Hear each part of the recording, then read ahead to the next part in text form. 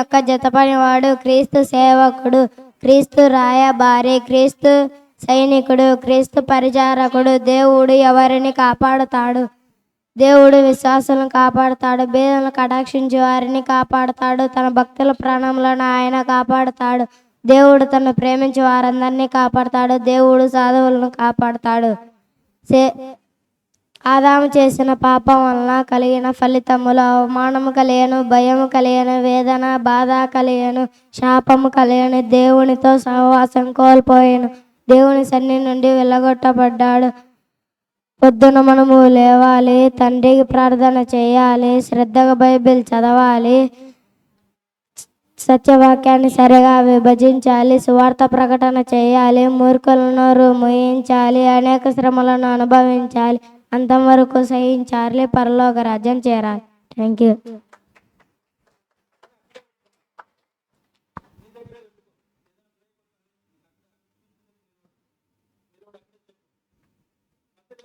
నా వందనాలు. నా వందనాలు.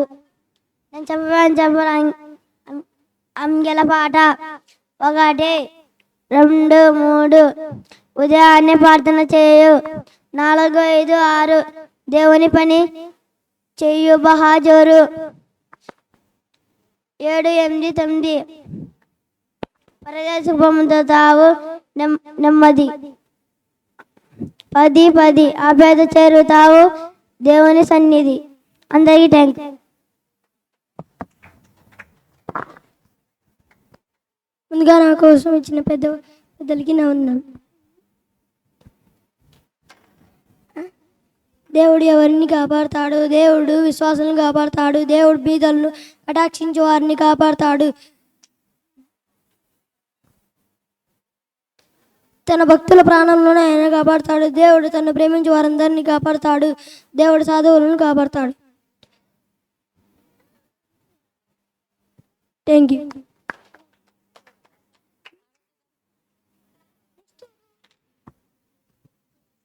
ఎక్స్క్యూజ్ పెట్ట అందరికీ నా వందనాలు.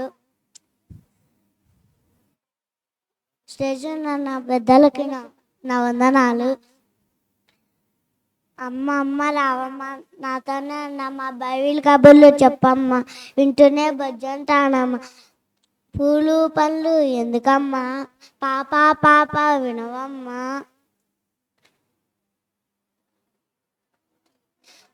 పూలు పళ్ళు నీ కోసం, దేవుడు ఇచ్చినాడు మన కోసం. Thank you.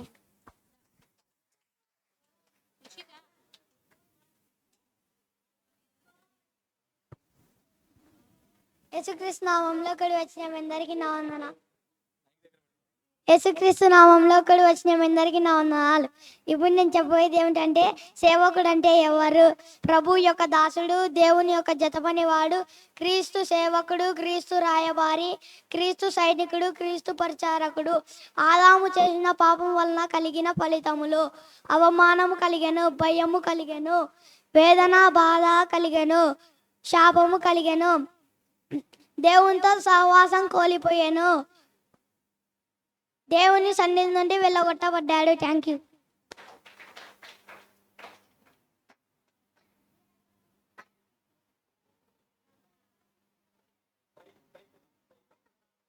ముందుగా అవకాశం ఇచ్చిన మన కన్న తండ్రి అయిన దేవాతి దేవునికి, అలాగే స్టేజ్ మీద ఉన్న పెద్దలకి, కూడి వచ్చిన అందరికీ యేసుక్రీస్తు నామంలో నా వందనాలు. ఇప్పుడు నేను చెప్పబోయేది, క్రైస్తవుడా వద్దు చేయవద్దు. ఏం చేయవద్దు? ప్రార్థన చేయకుండా బయటికి వెళ్ళవద్దు, వాక్యం చదవకుండా రోజు ప్రారంభించవద్దు, వ్యర్థమైన వాటితో సమయాన్ని వృధా చేయవద్దు, తెలియని వారితో చాటింగ్ చేయవద్దు, దేవుని సన్నిధికి మోడ్రన్గా వెళ్ళవద్దు, దేవుని సన్నిధిలో నిర్లక్ష్యంగా ఉండవద్దు, తల్లిదండ్రులను వృద్ధులను ఎదిరించవద్దు, దేవునికిచ్చుటలో పిసినితనముగా ఉండవద్దు, అన్యాచారం చేయవద్దు, సంఘాన్ని చీల్చవద్దు, పాపం చేయవద్దు, క్రీస్తుని నమ్మకుండా జీవితాన్ని ముగించవద్దు. అందరికీ వందనాలు.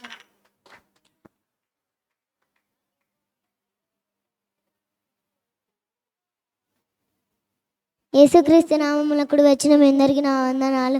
స్టేజ్ మీద ఉన్న పెద్దలకు కానీ నా వందనాలు. నేను చెప్పబోయేది, సేవకుడు అంటే ఎవరు? ప్రభు యొక్క దాసుడు, దేవుని యొక్క జత పనివాడు, క్రీస్తు సేవకుడు, క్రీస్తు రాయబారి, క్రీస్తు సైనికుడు, క్రీస్తు పరిచకుడు. దేవుడు ఎవరిని కాపాడుతాడు? దేవుడు విశ్వాసులను కాపాడుతాడు.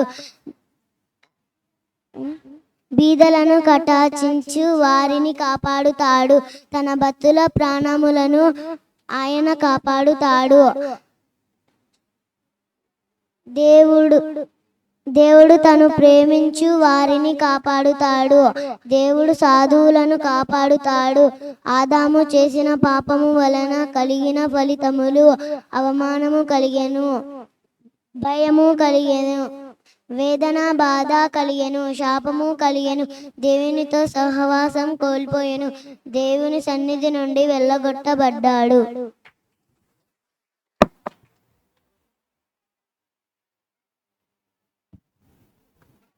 ముందుగా అవకాశం ఇచ్చిన మన కన్న తండ్రి అయిన దేవాదేవునికి కృతజ్ఞతాస్తుతులు చెల్లించుకుంటూ స్టేజ్ మీద ఉన్న దైవజనులకు నా వందనాలు తెలియజేస్తున్నాను. కూడి వచ్చిన దేవుని పిల్లలైన మీ అందరికీ నా వందనాలు తెలియజేస్తున్నానండి. ఇప్పుడు నేను చెప్పబోయే పాఠం ఏది నిజమైన జ్ఞానం, ఏది నిజమైన జ్ఞానం. ప్రియులారా, నేడు ఈ లోకంలో ఎంతమంది జ్ఞానులుగా పిలువబడుతున్నారు ప్రియులారా. వీరు తమకి ఉన్న జ్ఞానాన్ని బట్టి అతిశయిస్తూ తమ కంటే జ్ఞానులు ఎవ్వరు లేరని పొంగిపోతుంటారు ప్రియులారా. ఇలాంటి వారి కోసం బైబిల్ ఒక చక్కని మాటను మనకు చూపించింది ప్రియులారా. అదేంటో మనం బైబిల్లో చూడగలిగినట్లయితే 1 కొరింథీయులకు రాసిన పత్రిక 1వ అధ్యాయం 20వ వచనంలో మనం చూడగలిగితే, జ్ఞాని ఏమయ్యను, శాస్త్రి ఏమయ్యను, ఈ లోకపు తర్కవాది ఏమయ్యను, ఈ లోక జ్ఞానమును దేవుడి వెర్రితనముగా చూసి ఉన్నాడు కదా ప్రియులారా. దేవుడు ఈ లోక జ్ఞానమును వెర్రితనము అని, ఈ లోక జ్ఞానులను వెర్రివారు అని చూసి ఉన్నాడు కదా ప్రియులారా. అసలు ఏది నిజమైన జ్ఞానం, ఎవరు నిజమైన జ్ఞానులు అని మనం బైబిల్లో చూడగలిగినట్లయితే, అదే కొరింథీయులకు రాసిన 1వ పత్రిక 1వ అధ్యాయం 24వ వచనంలో మనం చూడగలిగినట్లయితే, క్రీస్తు మన ప్రభువును ప్రియ రక్షకుడైన క్రీస్తు దేవుని శక్తియును దేవుని జ్ఞానమునై ఉన్నాడు కదా ప్రియులారా. అయితే నిజమైన జ్ఞానము యేసుక్రీస్తుల వారే ప్రియులారా. ఆయనను ధరించుకున్న మనమే నిజమైన జ్ఞానులం ప్రియులారా. కనుక ప్రియులారా, ఈ లోక జ్ఞానం నందు అతిశయపడక మనం ధరించుకున్న క్రీస్తు జ్ఞానం నందు అతిశయపడుతూ ఈ జ్ఞానాన్ని సర్వలోకానికి వెళ్ళి సర్వ సృష్టికి చెప్పేవారిగా ఉండాలని కోరుకుంటున్నాను. అందరికీ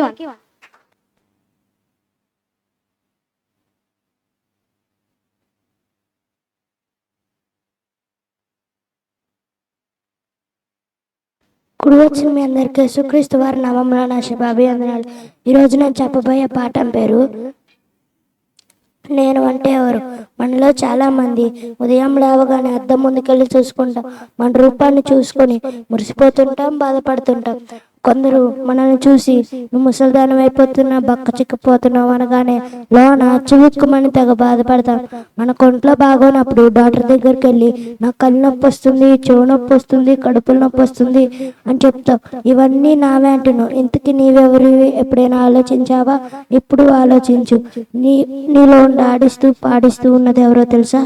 ఆత్మ. నేను అంటే ఆత్మ. Thank you.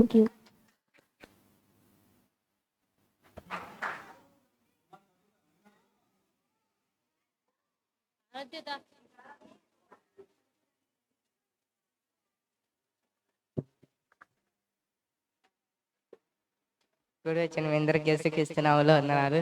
నేను చెప్పబోయేది పుస్తకాల పేర్లు. ఆది కాండము, నిర్గమ కాండము, లేవ్య కాండము, సంఖ్యాకాండము, ద్వితీయోపదేశ కాండము, యెహోషువ, న్యాయాధిపతులు, రూతు, సమూయేలు మొదటి గ్రంథము, సమూయేలు రెండవ గ్రంథము, రాజుల మొదటి గ్రంథము, రాజులు రెండవ గ్రంథము, దినపతాతలు మొదటి గ్రంథము, దినపతాతలు రెండవ గ్రంథము, ఎజ్రా, నెహెమ్యా, ఎస్తేరు, యోబు, కీర్తనలు, సామెతలు, ప్రసంగి, ప్రమితము, యెషయా, ఇర్మియా, విలాప వాక్యములు, ఎజ్కేలు, దానియేలు, హోషేయ, యోవేలు, ఆమోసు, ఓబద్యా, యోనా, మీకా, నహూము, హబక్కూకు, జెఫన్యా, హగ్గయి, జకరియా, మలాకి, మత్తయి సువార్త, మార్కు సువార్త, లూకా సువార్త, యోహాను సువార్త, అపోస్తలుల కార్యములు, రోమియోలకు, కొరింథీయులకు రాసిన మొదటి పత్రిక, కొరింథీయులకు రాసిన రెండవ పత్రిక, తీతుకు రాసిన మొదటి పత్రిక, గలతీయులకు, ఎఫెసీయులకు, ఫిలిప్పీయులకు, కొలస్సీయులకు, తెస్సలోనికి రాసిన మొదటి పత్రిక, తెస్సలోనికి రాసిన రెండవ పత్రిక,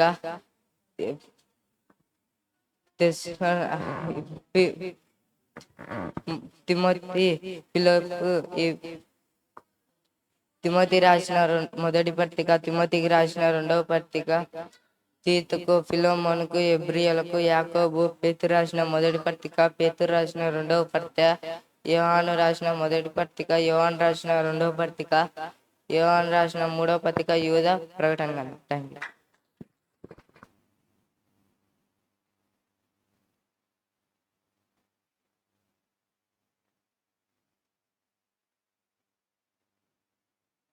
గోత్రాలు నేను చెప్పబోతుండేది పొద్దున మనము లేవాలి, తండ్రికి ప్రార్థన చేయాలి, బైబిల్ చదవాలి, సువార్త ప్రకటన చేయాలి, సత్యవాకాన్ని సరిగా విభజించాలి, అనేక శ్రమలు అనుభవించుకోవాలి, అంతము వరకు సహించాలి, పళ్ళకు రాజ్యం చేయాలి.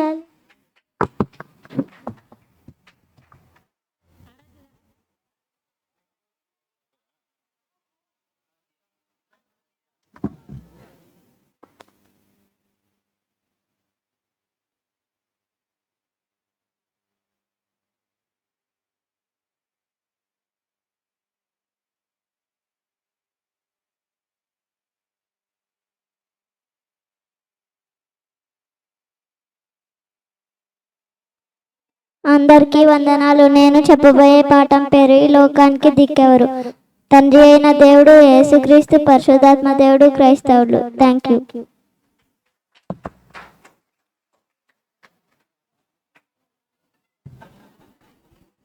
యేసుక్రీస్తు నామంలో కూడి వచ్చిన మీ అందరికీ నా వందనాలు. సేవకుడు అంటే ఎవరు? ప్రభు యొక్క దాసుడు, దేవుని యొక్క జత పనివాడు, క్రీస్తు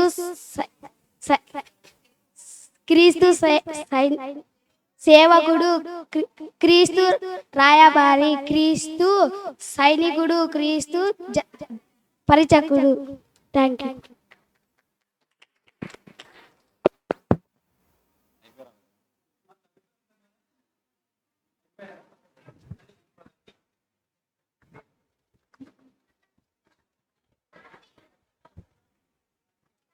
సమయంలో ఒక పాట, చిన్న దేవకుమార్ అన్న.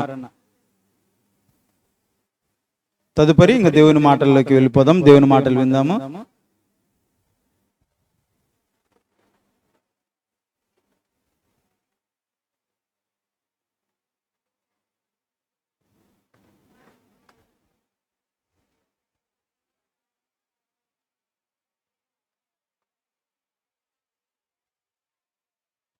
సండే స్కూల్ పిల్లలకి కర చూడు, రేపు సండే స్కూల్ టీచర్కి ఇచ్చేస్తుంది, మీకోసమే.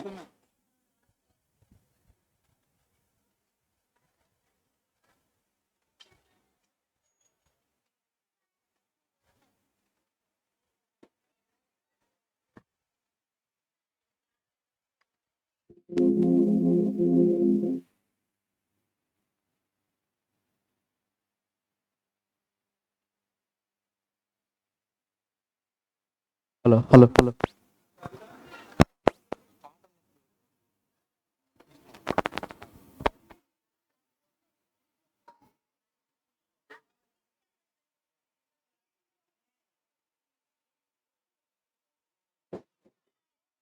హలో హలో హలో ముందుగా దేవునికి మహిమ కలుగుగాక. మరి మన మధ్యలో ఉన్న పెద్దలకు, దైవజనులకు, పెద్దలకు వందనములు, శుభములు.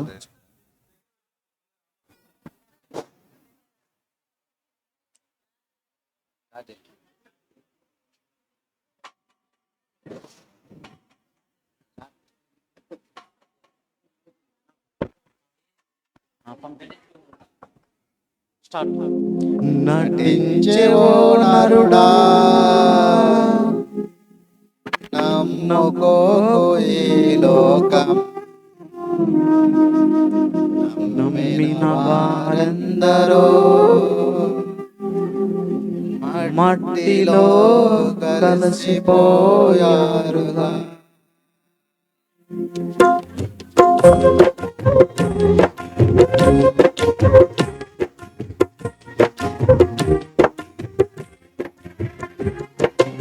సిబిటి క్రైస్ట్ చర్చి పురోహితుల వారు స్థానికులు యేషోవే గారు రాసిన మొదటి పాట పాడుకొని దేవుని స్తుతించుకుందాం యేసుక్రీస్తు నామములో.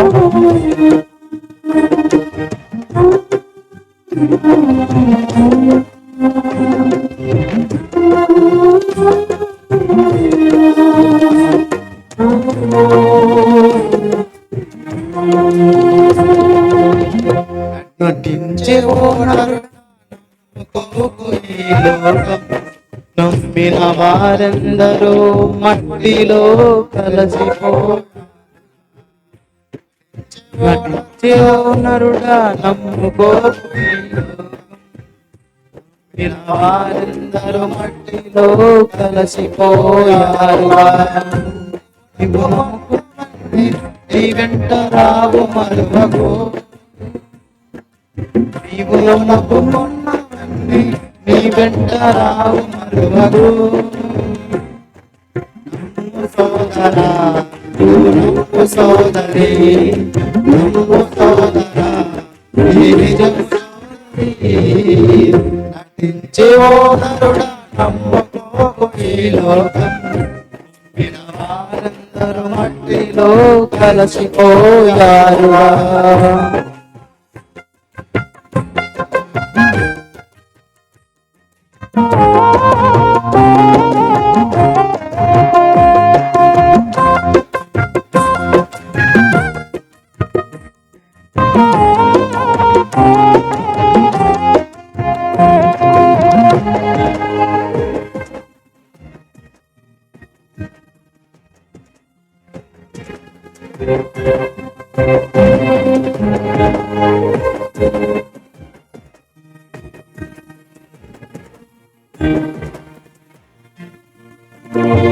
నీకు ధనము బలగమున్న నీవు అందగాడివైనా, ఆటగాడివైన మంచి ఆటగాడివైనా.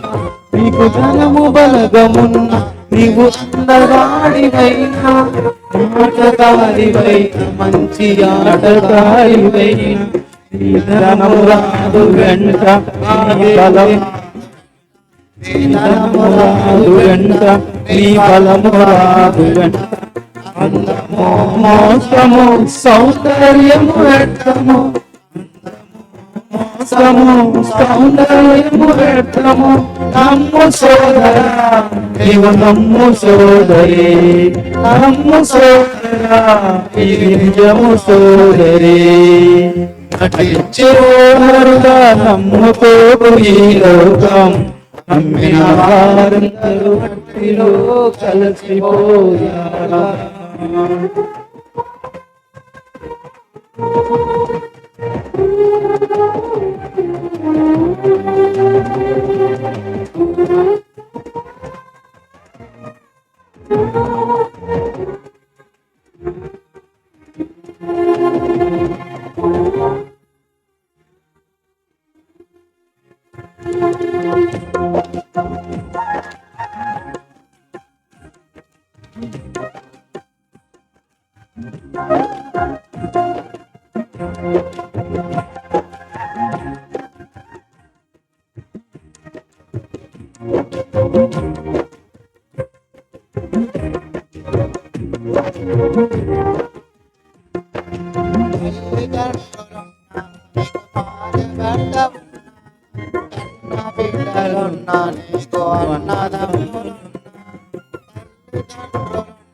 నీకు భార్య భర్త ఉన్నా,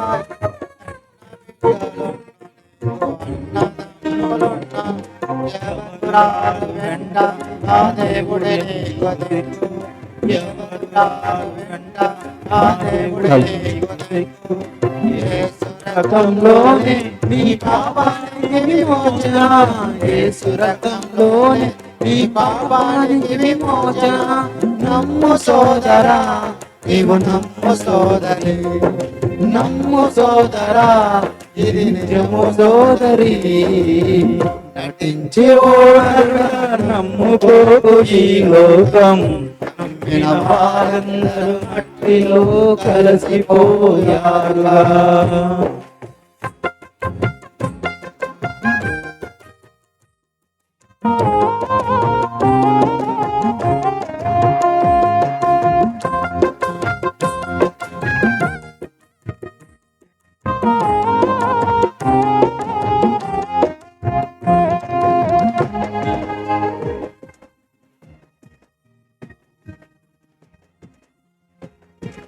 దేవుని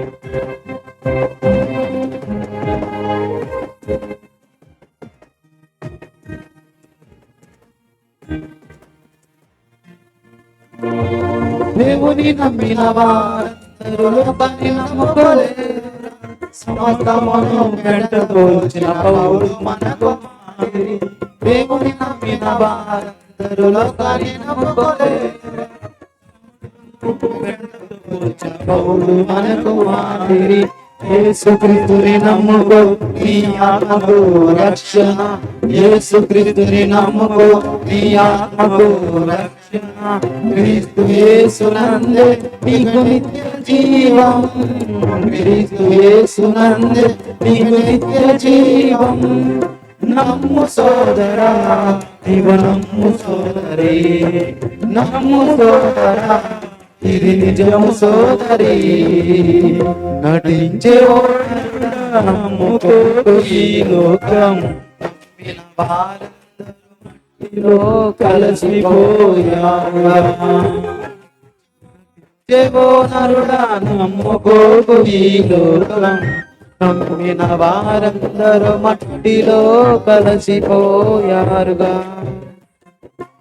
నీవు నమ్ముకున్నవన్నీ నీ వెంట రావు మరువకు.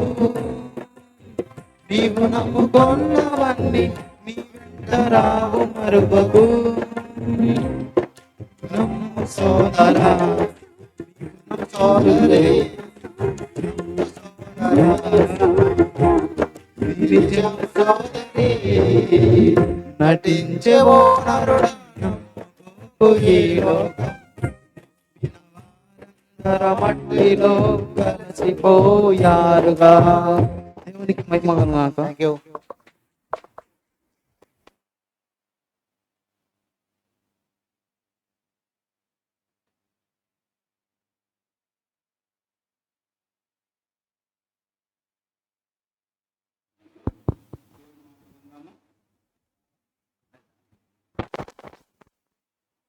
మరి ఈ సమయంలో దేవుని మాటలు విందామా.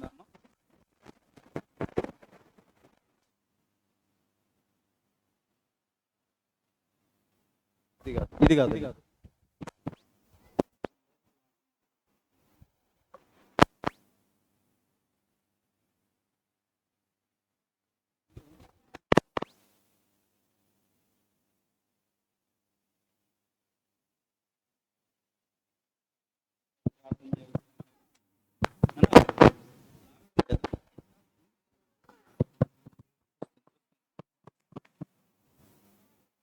అందరూ త్వరలో ఉంచి కళ్ళు మూసుకున్నట్లయితే ప్రార్థన చేసుకుందాం. మహాపరిశుద్ధుడు అయిన దేవ, జీవాధిపతి అయిన తండ్రి, మీకు స్తోత్రములు. మీరు ఇచ్చిన సమయాన్ని బట్టి కృతజ్ఞతలు. మరి ఉదయకాలంలో ఎన్నో విలువైన శ్రేష్టమైన మీ మాటలు విన్నాం. ఇటు భాగ్యాన్ని మాకు ప్రసాదించినందుకు కృతజ్ఞతలు తండ్రి. మరి ఈ సమయంలో కూడా మరికొన్ని మీ మాటలు వినబోచుండగా మా మనోనేత్రాలను వెలిగించండి. మీ కుమారుల ద్వారా ఇంకా ఎన్నో విలువైన శ్రేష్టమైన మాటలు మాకు అందించమని కోరుకుంటూ క్రీస్తు నామని ప్రార్థన అడుగుచున్నాము తండ్రి. ఆమేన్.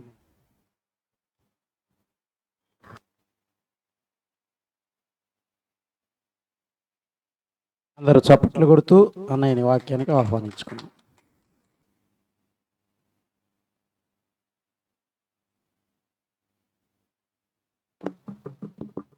హలో హలో చిన్న ప్రార్థన చేసుకుందామండి.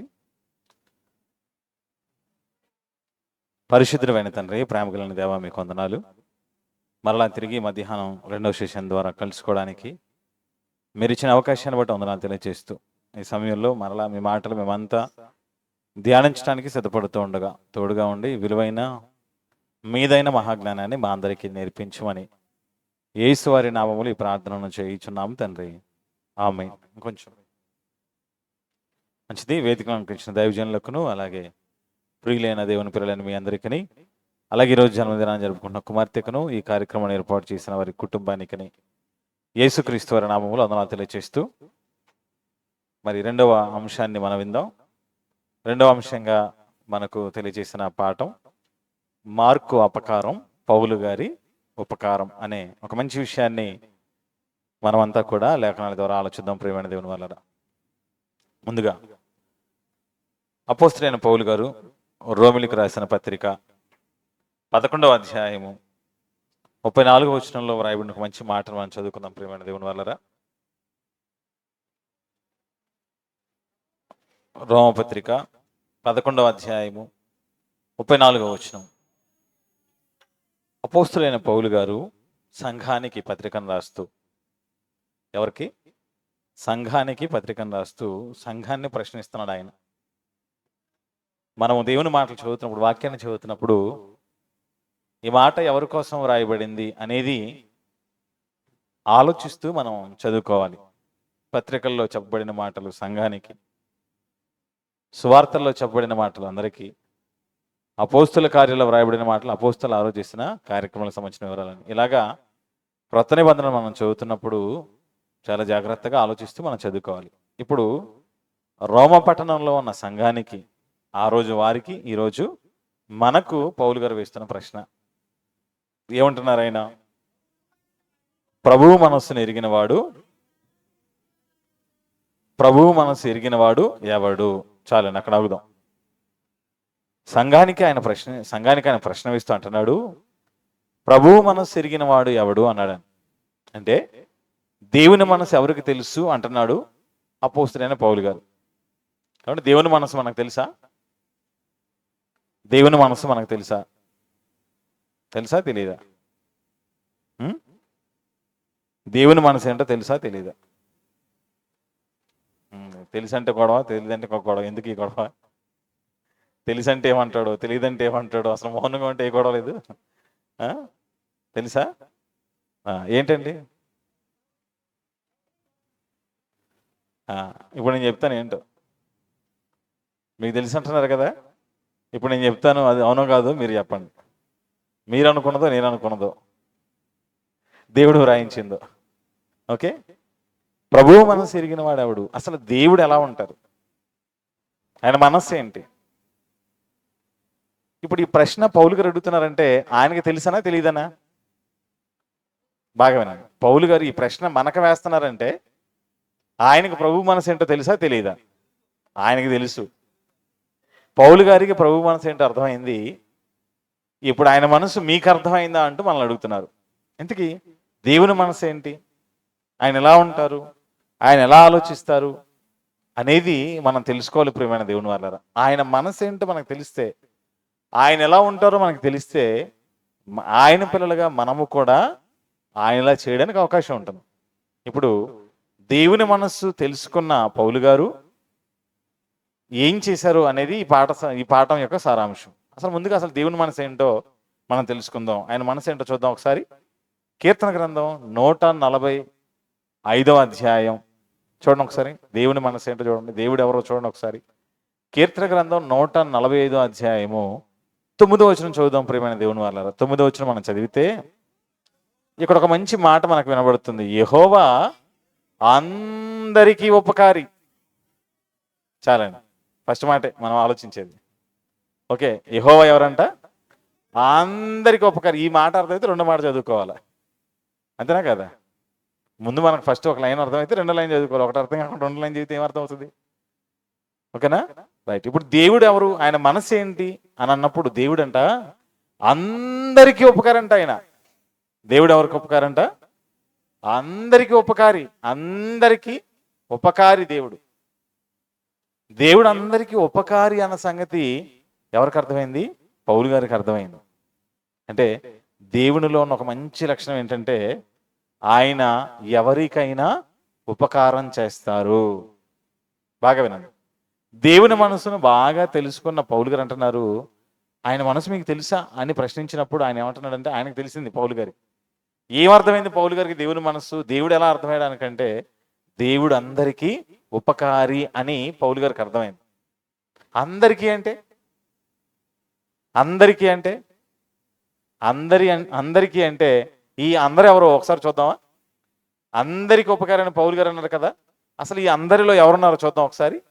చూడండి ఒకసారి, ఈ అందరిలో ఎవరున్నారో మనం చూడగలిగితే యేసుక్రీస్తు వారు ఈ భూమి మీద ఉన్న కాలంలో చెప్తున్నారు ఆయన. లూకాసు వార్త 6వ అధ్యాయం. లూకాసు వార్త 6వ అధ్యాయం మనం చదివితే ప్రియమైన దేవుని వల్లరా, లూకాసు వార్త 6వ అధ్యాయము 35వ వచనం మనం చదువుకుందాం ఒకసారి. లూకాసు వార్త 6వ అధ్యాయము 35వ వచనంలో మనం చదవగలిగితే, మీరైతే ఎట్టి వారిని గురిచేనను నిరాశ చేసుకొనకుడి, మీ శత్రువులను ప్రేమించండి, మేలు చేయండి, అప్పు ఇవ్వండి.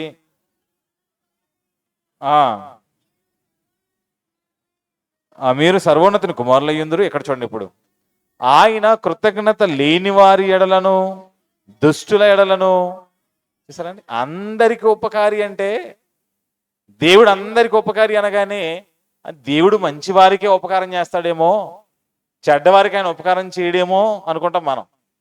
ఎందుకంటే దేవుణ్ణి మనం పక్షపాతిగా చేసేసాం. వాస్తవానికి దేవునికి పక్షపాతం లేదు. ఉందా దేవునికి పక్షపాతం? దేవునికి పక్షపాతం లేదండి. మంచివారిని చెడ్డవారిని అందరినీ ఆయన ప్రేమిస్తారు. ఉదయం కూడా మీకు చెప్పాను, అందరూ భూమి మీద ఉన్న మనుషులందరూ దేవుని పిల్లలే. ఈ భూమి మీద పుట్టిన ప్రతి మనిషి కూడా ఎవరు? దేవుని పిల్లలే, దేవుని కుమారులు, దేవుని కుమార్తెలే. అయితే అందరిలో కొందరే ఆయనను తండ్రిగా గుర్తించగలిగారు, మరికొంతమంది ఆయనను తండ్రిగా గుర్తించలేదు. ఆయనను వారు తండ్రిగా గుర్తించకపోయినా ఆయనకు తెలుసు వాళ్ళు నా పిల్లలని. అవునా? దేవునికి తెలుసా వాళ్ళెవరు? వాళ్ళంతా నా పిల్లలని ఆయనకు తెలుసు. వీళ్ళకి మాత్రం ఏం అర్థం కాలేదు, ఆయన మా తండ్రి అని అర్థం కాలేదు. వాళ్ళు అర్థం చేసుకోలేదని తండ్రిగా ఆయన తన గర్భాన పుట్టిన పిల్లలను సమానంగా చూడరా? చూస్తారా? చూడరా? చూస్తారు. అదే కదా యేసుక్రీస్తు వారు చెప్తారు. మత్తయి సువార్త 5వ అధ్యాయం 45వ వచనంలో, ఆయన మంచివారి మీదను చెడ్డవారి మీదను తన సూర్యుని ఉదయింపచేస్తారు, నీతిమంతుల మీదను అనీతిమంతుల మీదను వర్షమును కురిపించున్నాడని చెప్పాడు కదా. దేవుడు అందరినీ ప్రేమిస్తున్నారు, అందరికీ ఆయన సహాయం చేస్తున్నారు, అందరి మీద ఆయన వర్షాన్ని కురిపిస్తున్నాడు, అందరికీ ఆయన సూర్యుని యొక్క వెలుగును ఉదయింపచేస్తున్నారు. అవునా? అంటే దేవుడిని ఏం లేదని మనకు అర్థమవుతుంది, పక్షపాతం లేదు. దేవుడు అందరినీ ప్రేమిస్తున్నారు, దేవుడు అందరికీ సహాయం చేస్తున్నారు. ఇదే మాట మన కీర్తనకారుడు ఇందాక చెప్పారు, ప్రభు దేవుడు యెహోవా అందరికీ ఉపకారి అని మనం చదువుకున్నాం. అందరికీ అనగానే ఎవరు అందరూ అంటే ఇక్కడ అంటున్నాడు యేసుక్రీస్తు వారు, కృతజ్ఞత లేని వారి ఎడలను, నెక్స్ట్ మాట చూడండి, దుష్టుల ఎడల కూడా ఎవరంట? దేవుడు ఉపకారి. అంటే దేవుడు దుష్టులకు అలాగే కృతజ్ఞత లేని వారికి కూడా ఉపకారం చేసినప్పుడు, ఆయన అందరికీ ఉపకారి అయినప్పుడు, ఆయన గర్భాన పుట్టిన పిల్లలుగా మనలో కూడా ఏ స్వభావం ఉండాలి? దేవుని పిల్లలమని చెప్పుకుంటున్న మనలో కూడా ఏముండాలి? ఉపకార బుద్ధి ఉండాలి. అంతేనా? దేవుని పిల్లలు ఉపకారం చేయాలా, అపకారం చేయాలా? అవునా? ఉపకారం చేయాలి. అపకారం చేసిన వారికి కూడా ఉపకారం చేసిన వాడే దేవుని కుమారుడు. మళ్ళీ చెప్పండి, దేవుని కుమారుడు అంటే, దేవుని కుమార్తెలు అంటే అపకారము చేసిన వారికి కూడా ఉపకారము చేసేవారే దేవుని పిల్లలు. బాగా గుర్తుపెట్టుకోండి. మనకెవరైనా అపకారం చేసినా మన వారికి తిరిగి అపకారం చేయకుండా వారికి మనం ఉపకారం చేసినప్పుడే మనం నిజమైన దేవుని పిల్లలము. సుమతి శతకం ఉంటుంది కదా, చిన్నప్పుడు చదువుకున్నాం. అపకారికి ఉపకారము నెపమెల్లక చేయువాడు నేర్పరి సుమతి అంటాడు సుమతి శతకంలో కదండి. సుమతి శతకం అనుకున్నాం కానీ బైబిల్ చెప్పిందని మర్చిపోయాం మనం. బైబిల్లో దేవుడు ఈరోజు చెప్పేశారు, అపకారికి కూడా నువ్వు అపకారం తలపెట్టవద్దు. అపకారికి కూడా ఉపకారం చేసినప్పుడే మనము నిజమైన దేవుని పిల్లలము. అది దేవుని మనసు. దేవుని మనసు ముందు మనకు తెలియాలి. అందుకే పౌలు గారు ప్రశ్నిస్తున్నారు, ప్రభువు మనసు ఎరిగిన వాడెవడు? ప్రభు మనసు మీకు ఏమర్థమైంది? ఆయన ఎలా ఉంటారో మీకు తెలుసా? మనం ఏమనుకుంటామంటే అపకారం చేసినోడికి అపకారం చేసేయాలని, అపకారం చేసినోడికి అపకారం చేయాలి, అప్పుడే సెటిల్మెంట్ అనుకుంటాం మనం కదా. అది సెటిల్మెంట్ అంటే అంటాం మనం, అంతేనా కదా? అదే కదా మనం ఆలోచిస్తాం. మానవ బుద్ధితో మనం ఆలోచించేది ఏంటంటే, ప్రభువుని నమ్ముకున్న మానవ బుద్ధితో మనం ఏం ఆలోచిస్తామంటే, మనకు ఎవడైతే అపకారం చేశాడో వాడికి మళ్ళీ మనం అపకారం చేస్తేనే సెట్ అయిపోయింది. కన్నుకు కన్ను, పన్నుకు పన్ను. అదే కదా పాత నిబంధనలు చెప్పినట్టుగా, వాడు మనకి ఏం చేశాడో మనం కూడా వాడికి దెబ్బకి దెబ్బ కొడితేనే అప్పుడు సెట్ అయిపోయింది. అప్పుడు కానీ మన ఈగో సాటిస్ఫై అవ్వదు. కానీ బైబిల్ ఏం చెప్తుంది అంటే, నీకు అపకారం చేసిన వానికి కూడా నువ్వు అపకారం చేయకూడదు. మరి ఏం చేయాలి? ఉపకారమే చెయ్యాలి. అది దేవుని మనస్సు. ఆ మనస్సు నీకు అర్థమైతే అపకారం చేసిన వారికి నువ్వేం చేస్తావు? ఉపకారమే చేస్తావు. ఇప్పుడు మార్కు గారు చేసిన అపకారం, పౌలు గారు చేసిన ఉపకారం, అదే కదా మన అంశం, అదేనా? రైట్. ఇప్పుడు దేవుని మనసును తెలుసుకున్న పౌలు గారు అపకారం చేసిన మార్కుకి ఎలా ఉపకారం చేశారో ఆలోచిద్దాం. మనము కూడా అపకారం అంటే ఏంటో తెలుసుకుందాం. ముందు ఆ అపకారం చేసినప్పుడు ఉపకారం ఎలా చేయాలో కూడా నేర్చుకుందాం. ఓకేనా? ఇంతగా పౌలు గారు చేసిన అపకారం ఏంటి? క్షమించండి, మార్కు గారు చేసిన అపకారం ఏంటి? పౌలు గారు చేసిన ఉపకారం ఏంటి? దేవుని మనసు, దేవుని ప్రేమను, దేవుని ఆలోచనను, దేవుణ్ణి బాగా అర్థం చేసుకున్నారు పౌలు గారు. అర్థం చేసుకున్న పౌలు గారు అపకారం చేసిన వారికి కూడా నా తండ్రి ఉపకారం చేసినప్పుడు నేను కూడా ఆయన కుమారుణ్ణే, నేను కూడా ఆయన గర్భం నుంచి వచ్చిన వాడనే గనుక ఆయనలాగా నేను కూడా అపకారం చేసిన వారికి ఉపకారమే చేస్తాను అనుకున్నాడు. అనుకోవడమే కాదు, తన జీవితంలో ఆయన చేసి చూపించారు. ఓకే, చూద్దాం. ఇప్పుడు ఆలోచిద్దాం, మన అంశంలోకి వెళ్ళి ఆలోచిద్దాం. మార్కు గారు చేసిన అపకారం ఏంటి? ఓకేనా? పౌలు గారు చేసిన ఉపకారం ఏంటి? ఓకేనా? ఆలోచించేద్దాం. ఆలోచన చేయగలిగితే ఏమండి, అసలు మార్కు గారు అంటే ఎవరు? మార్కు గారు ఎవరు? ఓకేనా? మార్కు గారు ఎవరు? ఇక్కడ మొదలైన నాకు ఈ ప్రశ్న. మార్కు గారు ఎవరు? ఈ మార్కు గారు ఎవరు అన్నప్పుడు ఒకసారి బైబిల్కి వెళ్ళి చూద్దాం. ఈ మార్కు గారు ఎవరు? అపోస్తుల కార్యములు 12వ అధ్యాయము 12వ వచనం చదువుదాం. చూడండి, మార్కు సువార్త, క్షమించిన అపోస్తుల కార్యములు 12వ అధ్యాయము 12వ వచనం మనం చదివితే, ఇట్లో ఆలోచించుకొని అతడు మార్కు అను మారు పేరు గల యోహాను తల్లి అయిన మరి ఇంటికి వచ్చెను. అక్కడ అనేకులు కూడి ప్రార్థన చేయిచుండిరి. ఏం జరిగింది ఈ సందర్భం అన్నప్పుడు, హేరోదు ఏం చేశాడు? యాకోబు గారిని, పేతురు గారిని పట్టుకొని చెరసాల్లో వేశాడు. యాకోబు గారిని చంపేశాడు, పేతురు గారిని మాత్రం చెరసాల్లో వేశారు. అలా పేతురు గారిని చెరసాల్లో వేసినప్పుడు పేతురు గారు మరి ఆయన నేను కూడా యాకోబులా చనిపోతాను, నా చావు కూడా వచ్చేసింది అనుకొని ఇంకేం చేయలేదని ఒక నిస్సహాయ స్థితిలోనికి వెళ్ళి చెరసాలలో పడుకున్నారంట. ఆయన గారికి 16 మందిని కాపలా పెట్టారు. ఎవరికి? పేతురు గారికి. ఓకే, ఆ కాపలాలో ఉన్నాడు, నిద్రలోకి వెళ్ళిపోయాడు. కాపలాదారులు మాత్రం కాపలా కాస్తున్నారు. ఈలోపు దేవుని దూత వచ్చింది. ఆ దేవుని దూత పేతురు గారిని బయట తీసుకొచ్చేసింది. సంఖ్యలన్నీ విడిపోయి ఏమండి ద్వారాలన్నీ తెరుచుకోబడ్డాయి. బయటకు వచ్చేసారు. అలా బయటకు వచ్చిన తర్వాత దేవదూత విడిచిపెట్టి వెళ్ళిపోయింది. ఇంక అక్కడి నుంచి పేతురు గారు పరుగు పొరుగున వచ్చేసారంట ఒక చోటకి. ఎక్కడికి వచ్చారు? ఇదిగోండి మనం చూస్తున్నాం, మార్కు అను మారు పేరు గల యోహాను తల్లి అయిన మరియ గారింటికి వచ్చేసారంట. అక్కడ వీళ్ళందరూ ఏం చేస్తున్నారు అంటే, ఈ యాకోబు గారిని, పేతురు గారిని పట్టుకొని తీసుకెళ్ళారు కదా ఆయన హేరోదు, వారి కోసం సంఘం అంతా కలిసి ప్రార్థన చేస్తున్నారు. అలా అందరూ కలిసి గదిలో ప్రార్థన చేసుకుంటుంటే పేతురు గారు వచ్చారు, తలుపు కొడుతున్నారు. ఎక్కడికి వచ్చారని మనం చదువుతున్నాం. ఇక్కడ మార్కు అను మారు పేరు గల యోహాను గారి ఇంటికి వచ్చారు అని మనం చూస్తున్నాం. ఓకేనా?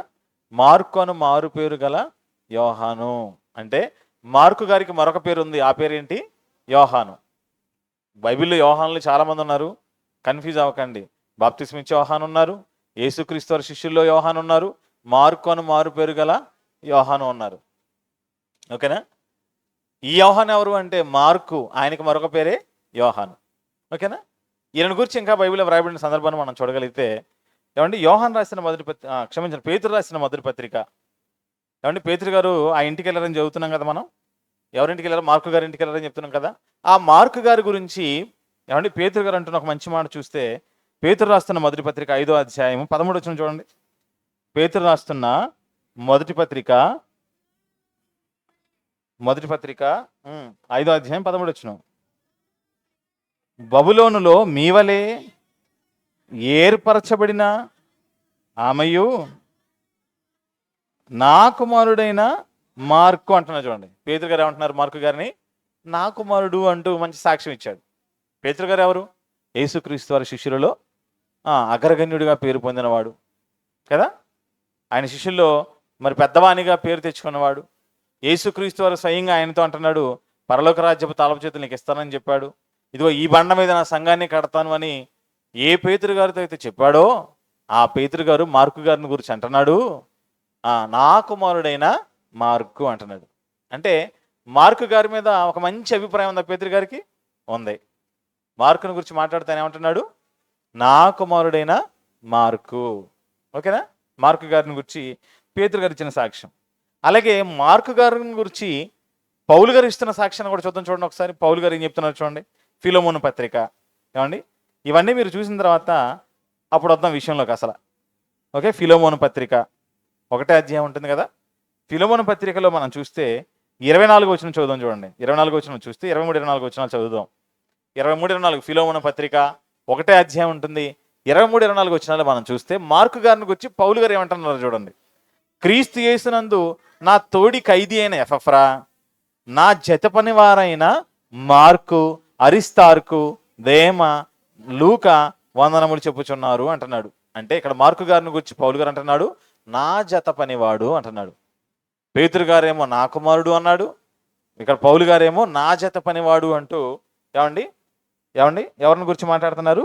మార్కు గారిని గురించి మాట్లాడుతున్నారు. ఇదే మార్కు గారిని గురించి మరలా పౌలు గారు తిమోతికి పత్రికను రాస్తూ 2వ తిమోతి పత్రికలు కూడా మనం చూడగలిగితే 2వ తిమోతి పత్రిక 4వ అధ్యాయం 11వ వచనం మనం చూస్తే 2వ తిమోతి పత్రిక 4వ అధ్యాయము 11వ వచనం మనం చూస్తే లూకా మాత్రమే నా యొద్ద ఉన్నాడు, మార్కును వెంటబెట్టుకుని రమ్ము, అతడు పరిచారము నిమిత్తము నాకు ప్రయోజనకరమైన వాడు, తుకీకును ఎఫెసునకు పంపితిని అంటున్నాడు.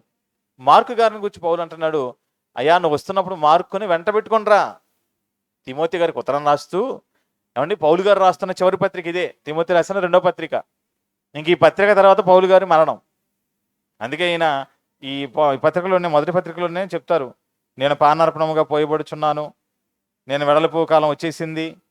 ఆ 2వ తిమోతి పత్రికల పైన 7, 8 వచనాలు చెప్తుంటాడు, నా టైం అయిపోయింది, ఇక నేను చనిపోతాను, ఇక నేను చివరిలో ఉన్నాను, తిమోతిని ఒకసారి చూడాలనుకుంటున్నాను, నువ్వు నా దగ్గరికి రావాలి ఒకసారి అని చెప్పని తిమోతి గారికి ఉత్తరాన్ని రాస్తూ నువ్వు వస్తూ ఏం చేస్తావు మార్కును కూడా వెంట పెట్టుకునిరా. నా దగ్గర ప్రస్తుతం ఎవరున్నారు అంటే లూకా మాత్రం ఉన్నాడు. పౌలు గారి దగ్గర ఎంతోమంది ఉన్నారు, మార్కు గారు, లూకా గారు, దేమా గారు, అరిస్తర్కు గారు, అవునా, తిమోతి ఉన్నారు, ఎపఫ్రా ఉన్నారు. చాలామంది ఆ రోజు పౌలు గారితో ఉండేవారు. యేసుక్రీస్తు వారికి ఎలాగ శిష్యులు ఉండేవారో పౌలు గారి దగ్గర కూడా అలాగే ఆయనకి ఎప్పుడు కూడా ఆయన పక్కన ఉండేవారు, ఆయనతో పాటు స్వార్థ పరిచర్యలో ఉండేవారు. అలాంటి వారిలో ఒకడైన తిమోతి గారికి పౌలు గారి పత్రిక రాస్తూ నువ్వు నా దగ్గర రమ్మని నీకు ఉత్తరం రాస్తున్నాను అన్నాడు. వస్తూ నువ్వు ఏం చేయవు అంటే మార్కును కూడా వెంట పెట్టుకున్నావు. నా దగ్గర లూకా మాత్రమే ఉన్నాడు, మార్కును కూడా నువ్వు నీతో పాటు తీసుకొని రా, ఎందుకంటే అతడు పరిచారము నిమిత్తము నాకు ప్రయోజనకరమైన వాడు. నాకెవరు? ప్రయోజనకరమైన వాడు అంటున్నాడు. ఎవరంట? మార్కు గారు ప్రయోజనకరమైన వాడని, ఆ తర్వాత మార్కు నాతో కూడా జత పనివాడని, అలాగే పేతురు గారేమో మార్కు నా కుమారుడని, ఇలాగా మార్కు గారిని గురించి మంచి సాక్ష్యాలు మనం వింటున్నాం. పేతురు గారు మంచి సాక్ష్యం ఇచ్చారు మార్కు గారిని గురించి, అలాగే పౌలు గారు కూడా మార్కు గారిని గురించి ఒక మంచి సాక్ష్యం ఇస్తున్నారు. మరి ఇలా పేతురు గారు మంచివాడే అని చెప్తున్న మార్కు గారు, పౌలు గారు కూడా మార్కు గారు మంచివాడే అని చెప్పినప్పుడు ఎందుకు అసలు మార్కు చేసిన అపకారం ఏంటి? మీకు అర్థమవుతుందా? పేతురు గారి దగ్గరికి వెళ్ళి అయ్యా మార్కు గారి పరిస్థితి ఏంటి అంటే ఆయన అంటున్నాడు నా కుమారుడయ్యా అతను అనేసాడు. పోనీ పౌలు గారి దగ్గరికి వెళ్ళి ఏంటంటే మార్కు గారి గురించి అంటే అతను నా జత పనివాడు అనేసాడు. ఇంకా ఏంటయ్యా మార్కు గురించి అంటే అతను మంచి పరిచారకుడు నాకు అంటున్నాడు. మరి మంచి పరిచారకుడు అంటున్నారు, జత పనివాడు అంటున్నారు, నా కుమారుడు వంటి వాడిని పేతురు గారు అంటున్నాడు. ఇలా మంచి సాక్ష్యం మార్కు గారిని గురించి మనం వింటున్నప్పుడు మార్కు గారు చేసిన అపకారం ఏంటి? మార్కు గారు చేసిన అపకారం ఏంటి? ఒక పక్క ఇక్కడ మనకు మంచివాడైనా కనబడుతుంది, మంచివాడని మనం చదువుకుంటున్నాం. పౌలు గారే సాక్షాత్తు మార్కు మంచివాడని చెప్తున్నాడు, నా జత పనివాడు నాకు పరిచారకుడని పౌలు గారే సాక్ష్యం ఇస్తున్నప్పుడు ఇంతకీ మార్కు గారు చేసిన అపకారం ఏంటి? మంచివాడే అని చెప్తున్నా పౌలు గారు అతనికి చేసిన ఉపకారం ఏంటి? ఏమంటే మీరు ఆలోచించండి ఒకసారి, మెదడుకు పొదును పెట్టండి, ఆలోచించండి ఒకసారి, ఏంటి మార్కు గారు చేసిన అపకారం అని మనం ఆలోచిస్తే చేశాడు ప్రేమైన దేవుని వల్ల. అతను ఏం చేశాడో, అతను చేసిన అపకారం ఏంటో, అసలు అపకారం అని దేని గురించి పౌలు గారు మాట్లాడాడో మన బైబిల్లోకి వెళ్ళి ఆలోచించేద్దాం. ఎందుకంటే సమాధానం లేని ఏ ప్రశ్నను దేవుడు బైబిల్లో పెట్టలేదు. ప్రతి ప్రశ్నకి దేవుడు ఏం పెట్టాడు? సమాధానాన్ని పెట్టాడు. ప్రతి ప్రశ్నకు దేవుడు జవాబును వ్రాసి బైబిల్లో పెట్టారు. దానిని మనం తెలుసుకోవాలి, దానిని మనం నేర్చుకోవాలి. అదే లేఖనాల పరిశోధన సదస్సు. లేఖనాల పరిశోధన సదస్సు అంటే ఏదో వచ్చి కూర్చొని వెళ్ళిపోవడానికి కాదు, బైబిల్ని ఆలోచింపజేయడం, బైబిల్ని ఎలా చదవాలి, ఎలా ఆలోచించాలి, ఎలా నేర్చుకోవాలి, ఎలా వినాలి, ఎలా చెప్పాలి, ఇదంతా నేర్పించేదే బైబిల్ తరగతి. ఏదో శ్రోతల్లాగా వచ్చి కూర్చొని వెళ్ళిపోవడానికి కాదు ఇది. పుట్టినరోజు అని చెప్పి ఏదో పెట్టేశారు, వద్దాం కూర్చుందాం విందాం తిందాం వెళ్ళిపోదాం కాదు ఇది. వచ్చాము అంటే ఒక మంచి విషయాన్ని ఇక్కడి నుంచి మనం నేర్చుకొని వెళ్ళాలి. ఆ వెళుతూ మనం ఏం చేయాలంటే బైబిల్ని మనం ఎలా చదవాలో, ఎలా వినాలో, ఎలా చెప్పాలో ఇవన్నీ కూడా నేర్చుకొని వెళ్ళాలి. ఇక్కడి నుంచి ట్రైనింగ్, అదే బైబిల్ తరగతి. ఓకే, మార్క్ గారు మంచివాడే, మార్క్ గారు జతపనివాడే, మార్క్ గారు నాకు మంచి పరిచారకుడే అని సాక్షాత్తు పౌలు గారు అన్న తర్వాత ఇందుకు ఈ మార్కు గారు చేసిన అపకారం ఏంటి? ఓకేనా, చూద్దాం ఒకసారి. ఏమంటే ఈ మార్కు గారిని గురించి ఒక లెటర్ రాశాడంట పౌలు గారు, ఒక లెటర్ రాశాడంట సంఘానికి. ఏమని రాశాడు? కొలసీ పత్రిక 4వ అధ్యాయం చూడండి. కొలసీ పత్రిక 4వ అధ్యాయం చూస్తే, ఈ కొలసీ పత్రిక 4వ అధ్యాయం మనం చదివితే, ఈ 4వ అధ్యాయము 10వ వచనంలో మీరు చూడగలిగితే ప్రియమైన దేవుని వాళ్ళారా, 4వ అధ్యాయం 10వ వచనం చూడండి. ఏమండి బాగా ఆలోచిస్తూ చదవాలి. 4వ అధ్యాయం 10వ వచనం, నాతో కూడా చెరలో ఉన్న అరిస్తార్కును బర్నబాకు సమీప జ్ఞాతి అయిన మార్కును మీకు వందనములు చెప్పుచున్నాడు. ఈ మార్కును గురించి ఎక్కడ చూడండి మీరు, ఈ మార్కును గురించి మీరు ఆజ్ఞలు పొందితిరి. ఇతడు మీ యొద్దకు వచ్చిన ఎడల ఇతనిని చూసాను. ఇక్కడ మీరు ఆగండి, ఇప్పుడు ఒకసారి ఆలోచిద్దాం. ఇతను ఎవరంట? ఇక్కడ చూడండి 2 విషయాలు చెప్తున్నాడు పౌలు గారు. ఇతను ఎవరు అంటే, నాతో కూడా చెరలో ఉన్న అరిస్తార్కును, నెక్స్ట్ బర్నబాకు సమీప జ్ఞాతి అయిన మార్కు అంటున్నాడు. అంటే మొత్తానికి బర్నబా గారికి లింక్ ఉంది మార్కు గారితో. మార్కు గారికి బర్నబా గారికి రిలేషన్ ఉందంట, బంధువు అంట. మార్కు గారు ఎవరో కాదు, బర్నబాకు బంధువైన. ఓకేనా, నాతో పాటు చెరసాల్లో ఎవరున్నారంటే అరిస్తార్కు ఉన్నాడు, అలాగే బర్నబాకు బంధువైన మార్కు కూడా నాతో ఉన్నాడు. ప్రస్తుతం వీరిద్దరు నాతో ఉన్నారు అని చెప్పి ఈ మార్కును గురించి, కొలసీ సంగమా, కొలసీ పట్టణంలో ఉన్న సంగమా, ఈ మార్కును గురించి మీరేం చేశారు? మీకేమొచ్చింది? మీరు ఆజ్ఞలు పొందితిరి. ఓకేనా, ఆజ్ఞలు పొందితిరి అన్నాడు. ఎంతకి ఏమని ఆజ్ఞ ఇచ్చి ఉంటాడు? కొలసీ సంఘానికి మార్కు గారిని గురించి ఏవో ఆజ్ఞలు ఇచ్చాడంట పౌలు గారు. ఏమని ఆజ్ఞలు ఇచ్చాడు అంటే, అతను మీ వద్దకు వస్తే అతన్ని మీరు చేర్చుకోకండి అని ఒకప్పుడు మీకు ఆజ్ఞలు వచ్చింది. బాగా వినండి, మార్కు మీ దగ్గరకు వస్తే చేర్చుకోకండి అని ఒకప్పుడు ఆజ్ఞ వెళ్ళింది. ఇప్పుడు ఏం రాస్తున్నాడు కొలసీ సంఘానికంటే, అతడు ఇప్పుడు మీ దగ్గరకు వస్తే, అతడు ఇప్పుడు మీ వద్దకు వచ్చిన యెడల అతన్ని ఇప్పుడు మీరు చేర్చుకోండి. ఇప్పుడు చేర్చుకోండి, అప్పుడు వచ్చినప్పుడు చేర్చుకోకండి అంటున్నాడు. అంటే మార్కు గారిని గురించి పౌలు గారు కొలసీ సంఘానికి ఒక ఉత్తరం రాశాడంట. ఇదిగో మార్కు కనుక మీ దగ్గరకు వస్తే అతన్ని మీరు చేర్చుకోకండి అని ఒకప్పుడు ఉత్తరం రాశాడంట.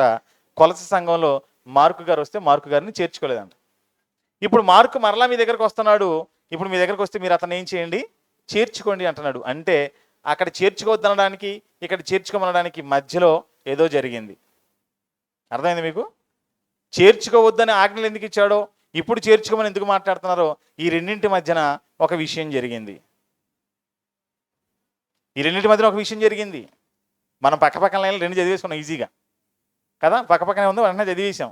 కానీ ఆ పైన ఆజ్ఞలు పొందారన్న దగ్గర నుంచి కింద మీరు మరలా వస్తే అతను మీరు చేర్చుకోండి అని చెప్పడానికి ఈ మధ్యలో జరిగిన సందర్భమే మార్కు చేసిన అపకారం. అతను అపకారం చేశాడు కనుకే అతన్ని చేర్చుకోవద్దని ఆజ్ఞ ఇచ్చాడు.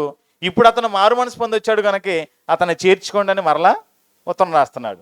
ఇంతకీ ఏం చేశాడు మార్కు? మార్కు గారు అతను చేసిన అపకారం ఏంటి? ఏం చేయడాన్ని బట్టి పౌలు గారు ఎంత తీవ్రంగా మీరు అతన్ని చేర్చుకోదని చెప్పాడు, మరలా ఎందుకు మీరు అతన్ని చేర్చుకోండి అని ఉత్తరం రాస్తున్నాడు అనేది మనం ఆలోచన చేయాలి, అనేది మనం పరిశీలన చేయాలి. నిద్ర వస్తుందా? ఇంకెక్కడ వస్తుంది నిద్ర? ఇప్పుడు నరాలు దిగిపోతున్నాయి కదా, ఏమైపోతుంది బాబు ఇదేంటది మాకు పెద్ద తలనొప్పిగా ఉంది. ఆలోచన చేద్దాం ఏం జరిగింది అనేది మనం ఆలోచిస్తే ఒక్కసారి. ఏమండి ఇప్పుడు బర్నబా గారి గురించి ఇస్తాడు కదా, ఆయన బర్నబా గురించి ప్రస్తావించారు కదా, అక్కడికి వెళ్ళిపోదాం. బర్నబా గారి దగ్గరికి వెళ్దాం. ఏం జరిగింది అసలు? ఈ బర్నబా మార్క్ ఎవరు? వీళ్ళిద్దరికి సంబంధం ఏంటి? అసలు ఈ వీళ్ళిద్దరి మధ్యలో బర్నబా ఎందుకు వచ్చాడు? పౌలు మార్కు మధ్య బర్నబా ఎందుకు వచ్చాడు? ఎందుకు బర్నబా పేరును ప్రస్తావన తీసుకొచ్చాడు?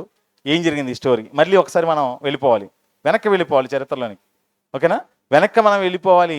ఆ జరిగిన చరిత్ర అంతేంటో ఆలోచిస్తే ఎక్కడికి వస్తే కానీ ఎక్కడ మనకు అర్థం కాదు. ఇప్పుడు ఈ విషయాలన్నీ అప్పుడు మనకు అర్థం కావు. ఓకే, ఒకసారి మరలా మనం అక్కడికి వెళ్ళిపోదాం. ఓకే రైట్, ఒకసారి మనం అక్కడికి వెళ్ళిపోవడానికి ఏం చేయాలి అని మనం చూడగలిగితే, ఏమండి అతను ఒకప్పుడు ఏం చేశాడు, ఇప్పుడు ఎందుకు ఇలా అయిపోయాడు అనే విషయాన్ని గురించి మనం ఆలోచించినప్పుడు ఏమండి, అపోస్తలుడైన పౌలు గారిని గురించి మనం ఆలోచిస్తే ఆయన ప్రభువును నమ్మకమునుపు ప్రభువులకు రాకమునుపు ఆయన ఏం చేశాడు అనేది మనం ఆలోచిస్తే అపోస్తల కార్యాలు 8వ అధ్యాయంలో మనం చూస్తే ఏముంటుంది అక్కడ, ఆయన ప్రభువును నమ్ముకున్న క్రైస్తవులైన వారందరినీ హింసిస్తున్నాడు. అవునా? అలా ప్రభువును నమ్ముకున్న వారిలో స్త్రీలున్నా పురుషులున్నా అసలు కనికరం అనేది లేకుండా ఇంటిలోనికి కూడా వెళ్ళిపోయి స్త్రీలను పురుషులను ఈడ్చుకొచ్చి వాళ్ళని కొట్టడం, చంపడం, బెదిరించడం, అసలు ఇంకేం చేయాలో అన్నీ చేస్తున్నాడు ఆయన. ఆ తర్వాత 9వ అధ్యాయం మొదటి వచ్చిన మనం చదివినా అక్కడ కూడా మనకి ఏం కనబడుతుందంటే, ఏమండి అపోస్తల కార్యాలు 9వ అధ్యాయం మొదటి వచ్చిన చదవండి. సౌలు ఇంకను ప్రభు యొక్క శిష్యులను బెదిరించుటయు హత్య చేయుటయు తనకు ప్రాణాధారమైనట్టుగా.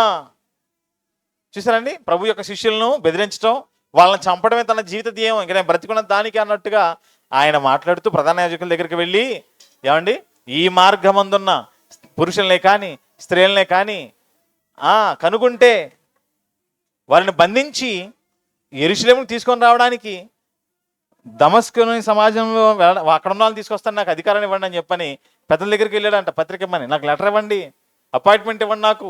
ఇదిగో ఇప్పుడు యెరూషలేములో ఉన్న వాళ్ళందరినీ కూడా చేశాను కదా, మీరు అనుమతిస్తే దమస్కుకు కూడా వెళ్తాను, దమస్కులో ఉన్న క్రైస్తవులను కూడా ఈ మార్గంలో ఎవరున్నారో వాళ్ళందరినీ పట్టుకొచ్చి చెరసాలలో వేసేస్తానని ప్రధాన యాజకుల దగ్గరికి వెళ్ళాడంట అధికారం కోసం. అలా ప్రధాన యాజకుల దగ్గర అధికారం తీసుకొని లెటర్ తీసుకొని అపాయింట్మెంట్ లెటర్ తీసుకొని వెళ్తున్నాడు దమస్కుకి. ఇలా దమస్కుకు వెళ్ళిపోతుంటే ఏమండి, దమస్కుకు వెళ్ళిపోతుంటే ఏం జరిగింది, ప్రభు ఆయనకి ప్రత్యక్షమయ్యాడు, కళ్ళు పోయాయి. ఆ తర్వాత మొత్తానికి ఎక్కడికి వచ్చారని దమస్కు పట్టణానికి వచ్చాడు. వెంటనే ప్రభు ఏం చేశారు, అననీయతో చెప్తున్నాడు, అననీయ ఇదిగో సౌలు అనే వ్యక్తి వచ్చాడు, అతను పలానా వాళ్ళ ఇంట్లో ఉన్నాడు, నువ్వు అతని దగ్గరికి వెళ్ళి అతనికి ప్రార్థన చేయి, అతను వస్తావని, నువ్వు ప్రార్థన చేస్తావని, అతనికి మరలా చూపు వస్తుందని, అతను చూస్తున్నాడు నీకోసం, నువ్వు వెళ్ళని చెప్పినప్పుడు భయపడతాడు ఈ అననీయ. ఈ అధ్యాయం ఇదంతా మీరు 9వ అధ్యాయం చదవండి. భయపడిపోయినప్పుడు ప్రభు చెప్తాడు, నువ్వు వెళ్ళు, అతన్ని ఏర్పాటు చేసుకున్న సాధనం అన్ని జనులకు అపోస్తులుగా ఉంటానని అతను ఎన్నుకున్నాను, కాబట్టి నువ్వేం భయపడకుండా వెళ్ళు అని చెప్పి ధైర్యం చెప్పి పంపిస్తాడు. అననీయ వెళతాడు, అతను పౌలు గారికి ప్రార్థన చేస్తారు, చూపు వస్తుంది. తర్వాత పౌలు గారు లేస్తారు, బాప్తిస్మం తీసుకుంటారు. పౌలు గారు బాప్తిస్మం తీసుకొని అక్కడ సమాజ మందిరంలోకి వెళ్ళి వాక్యం చెప్తుంటాడు. ఎక్కడ? దమస్కులో పౌలు గారు వాక్యం చెప్తుంటే, ఆయన వాక్యం చెప్తుంటే ఏమండి, వీళ్ళు క్రైస్తవులకి ఏం భయం వేస్తుంది, యూదులందరూ ఏమో పౌలు గారు ఇలా మారిపోయి ఇలా చెప్తున్నాడు తన వాక్యం అని వాళ్ళంతా కుట్ర చేస్తున్నారు. ఎందుకంటే అప్పటి వరకు యెరూషలేములో క్రైస్తవులను చంపాడు కదా ఇతను, మరలా క్రైస్తవుడుగా ముసుగేసుకొని వచ్చి చంపడానికి వచ్చాడేమోనని సంఘం భయపడిపోతుంది. వీళ్ళేమో యూదులు ఏమనుకుంటున్నారంటే ఇతను మారిపోయి క్రైస్తవ్యంలో చేరిపోయాడు, మన మతాన్ని కాదని, మన ఆచారాలను కాదని, మన పద్ధతులను కాదని, మన యొక్క సిద్ధాంతాలకు మంచివి కాదని పక్కన పెట్టేసి వాళ్ళలోకి వెళ్ళిపోయాక అసలు ఈ పౌలుని బ్రతకనివ్వకూడదని చంపేయాలని చెప్పని యూదులేమో పౌలు గారిని చంపడానికి, క్రైస్తవులేమో ఈయన చూసి భయపడిపోతున్నారు. మొత్తానికి జరుగుతుంది అక్కడ దమస్కులో. ఈ 9వ అధ్యాయం అంతా జరుగుతుంది ఇది. ఇలా భయపడుతూ ఏమండి క్రైస్తవులు చంపడానికి యూదులు వెతుకుతున్న కాలంలో మొత్తానికి ఆ దమస్కు పట్టణంలో పౌలు గారిని చంపడానికి కుట్ర ఎక్కువైపోయింది. ఇక వెంటనే అక్కడ ఉన్న సహోదరులు క్రైస్తవులైన వారు ఏం చేశారంటే పౌలు గారిని ఒక గంపలో పెట్టి గోడ పక్కన దింపేసి నువ్వు వెళ్ళిపోయి అర్జెంటుగా పంపించేస్తారు. అలా పంపించగానే ఏమండి పౌలు గారు సరాసరి ఎక్కడికి వస్తారంటే యెరూషలేముకి వచ్చేస్తాడు. యెరూషలేముకి వచ్చి సంఘంలోకి వెళ్ళిపోతే సంఘం అంతా కంగారైపోతారు. అమ్మో, సౌలు అనేవాడు మళ్ళీ వచ్చాడు, అనేక మందిని చంపాడు, ఎంతోమంది ప్రాణం తీశాడు, ఎన్నో కుటుంబాలను కూల్చాడు ఇతను, మళ్ళీ ఇతను వచ్చేసాడు, ఎంతమందిని చంపుతాడని భయపడిపోయి గజగజ వణికిపోతున్నారండి. ఎవ్వరూ కూడా పౌలు గారిని చేర్చుకోవడానికి ధైర్యం చేయలేకపోతున్నారు. ఎవరు కూడా పౌలు గారిని నమ్మలేకపోతున్నారు. ఎందుకంటే ఆయన అంతకుముందు చేసిన అరాచకం అంత భయంకరంగా ఉంది. అంత అరాచకం చేసిన వాడు ఈరోజు నేను మారిపోయానని చెప్పి రాగానే నమ్మడానికి ఏమంటే ఎవరికైనా నమ్మకం కుదురుతుందా? గజగజ వణికిపోతున్నారు ఆయన చూస్తే. ముసిగేసుకొని వచ్చాడేమో, లోపల తొడేలు శోభం అలాగే ఉంది, పైకి మాత్రం గొర్రె చర్మం కప్పుకొని వచ్చాడేమో ఇతను, అలాగే సంఘంలోకి చొరబడి సంఘంలో మొత్తాన్ని చంపేస్తాడేమోనని భయపడిపోతున్నారు క్రైస్తవులు. యూదులేమో ఇతను మారిపోయి చంపాలని వెంటాడుతున్నారు వాళ్ళు. ఇలాంటి పరిస్థితుల మధ్య సంఘం అతను చేర్చుకోలేదు. ఇప్పుడు ఏం జరిగింది, ఇతను తన ప్రాంతానికి వెళ్ళిపోయాడు, కుప్రాకి. ఎవరు? పౌలు గారు. వెళ్ళిపోయిన తర్వాత బర్నబా. ఎవరు ఈ బర్నబా అన్నప్పుడు మనకు కనబడతాడు బర్నబా. చూడండి ఒకసారి అపోస్తల కార్యములు 4వ అధ్యాయంలో చివరి వచనం మనం చదివితే ఆ చివరి వచనంలో ఈయన ఎవరో చూడండి ఒకసారి. అపోస్తల కార్యములు 4వ అధ్యాయము ఏమండి 36, 37 వచనాలు చూద్దాం. చూడండి. కుప్రాలో పుట్టిన లేవీయుడగు యోసేపు అని ఒక మనుషుడుండెను, ఇతనికి అపోస్తలుడు హెచ్చరిక పుత్రుడు అని అర్థమిచ్చు బర్నబా అను పేరు పెట్టి ఉండిరి. ఇతడు ఈ బర్నబా భూములు గలవాడయ్యుండి ఏం చేశారంట, దానిని అమ్మి దాని వెల తెచ్చి అపోస్తలుల పాదముల యొద్ద పెట్టెను అంటున్నాం. అంటే బర్నబా గారు ఎవరు? ఇతను ఒక భూములు కలిగిన వాడు. ఇతను ఎవరు? భూములు కలిగి, చాలా భూమి ఉందంటే ఇతనికి ఆస్తిపరుడు అని అర్థం. ఇతను ఎవరంట? భూములు కలిగిన వాడు, ల్యాండ్ లార్డ్ అంటాం. ఎవరితను? భూస్వామి అండి అంటారు చూసారా. భూస్వామి అంటే 100 ఎకరాల భూములు ఉన్న వాళ్ళని చూసి అంటారా భూస్వామి అని. ఈ బర్నబా గారు కూడా భూస్వామి, ఇతను కూడా చాలా భూములు ఉన్నాయి. అయితే ఇతను ఏం చేశాడు?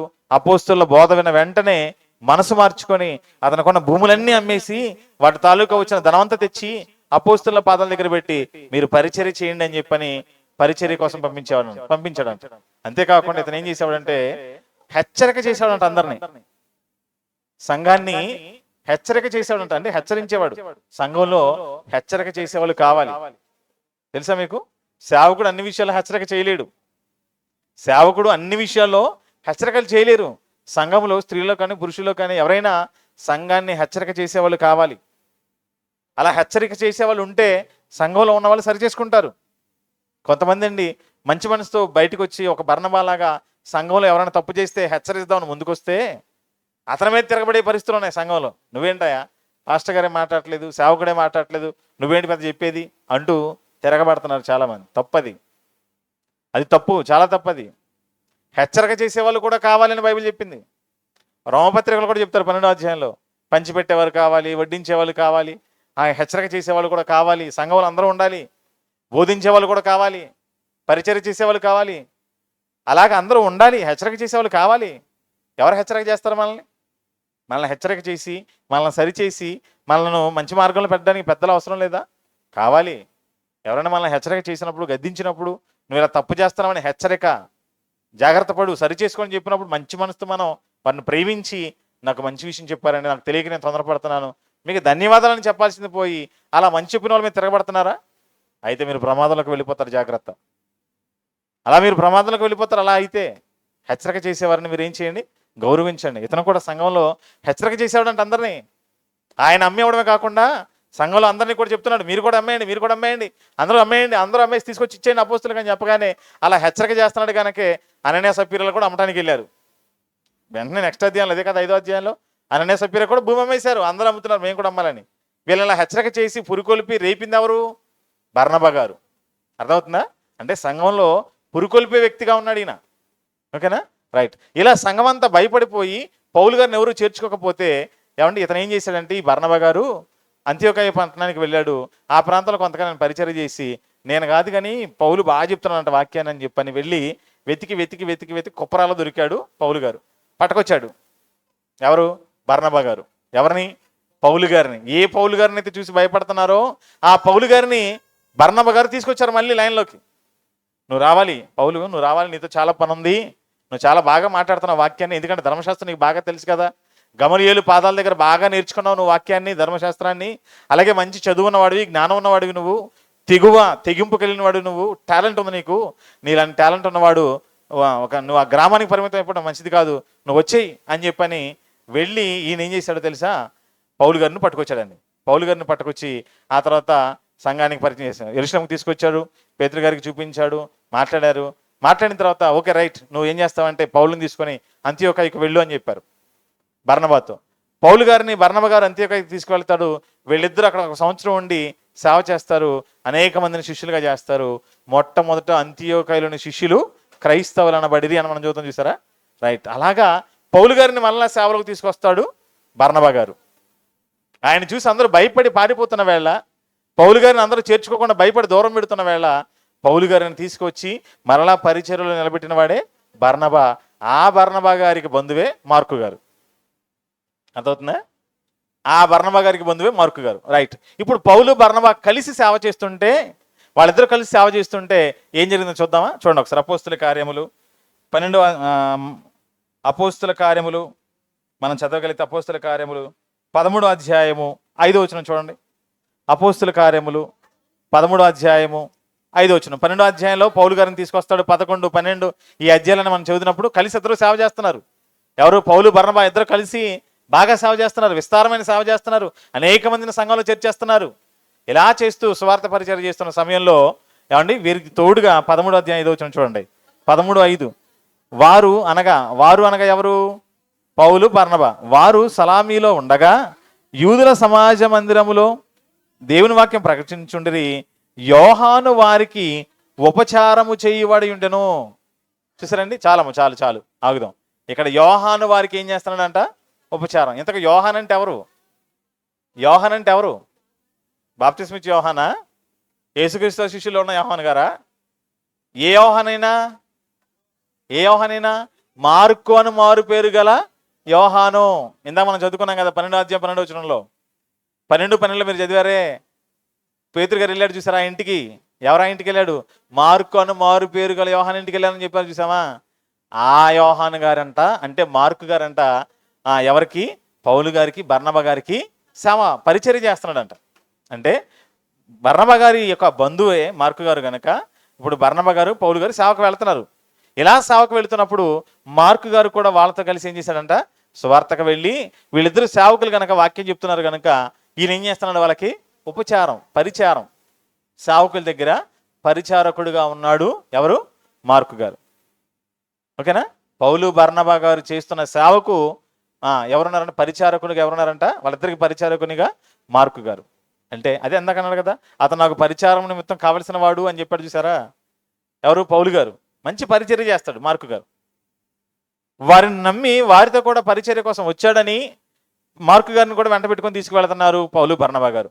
ఇలా అనేక ప్రాంతాలు తిరిగారు. అనేక ప్రాంతాలు తిరుగుతూ స్వార్థ పరిచర్య చేస్తూ ఏమండి పంపూలి అనే ప్రాంతానికి వచ్చారండి. మొదటి ప్రయాణం పౌలు గారి మొదటి ప్రయాణం ఇది. ఓకే, ఈ పౌలు గారి మొదటి ప్రయాణంలో అనేక ప్రాంతాలు తిరుగుతూ స్వార్థకి ఎక్కడికి వచ్చారంటే వీళ్ళు పంపూలియా అనే ప్రాంతానికి వచ్చారు. ఆ ప్రాంతానికి వచ్చి ఆ ప్రాంతంలో ఎవరు? పౌలు, బర్నబా గారు, మార్కు గారు ఆ ప్రాంతానికి వచ్చారు. అక్కడికి వచ్చిన తర్వాత ఏమండి అక్కడికి వచ్చిన తర్వాత ఏం జరిగింది అని అంటే 13వ వచనం, అదే 13వ అధ్యాయం 13వ వచనం చూడండి.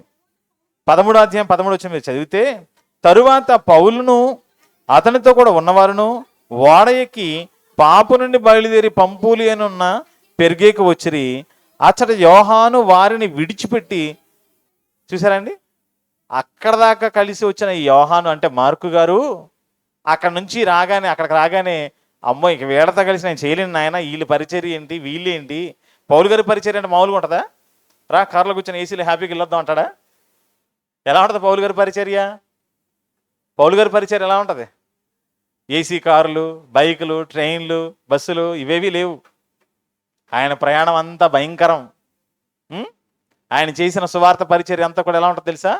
చాలా భయంకరమైన సేవా పరిచర్య. మనం చదువుతాం కదా 1 కొరింథీ పత్రిక 11వ అధ్యాయంలో, 2 కొరింథీ పత్రిక 11వ అధ్యాయంలో, నేను కూడా క్రీస్తు పరిచారకుడును, వాళ్ళకంటే నేను కూడా మరి విశేషంగా ప్రయాసపడ్డాను, నేను అనేక సార్లు దెబ్బలు తిన్నాను, రాళ్లతో కొట్టబడ్డాను, భయంకరమైన శ్రమలు నేను పొందాను, నదుల వల్లైన ఆపదలు, సముద్రాల వల్లైన ఆపదలు, అరణ్యాల్లో ఆపదలు, దొంగల వలన ఆపదలు, కపట సహోదరుల వలన ఆపదలు, స్వజనుల వలన ఆపదలు, రకరకాల ఆపదలు ఆయన స్వార్థ పరిచర్యలో.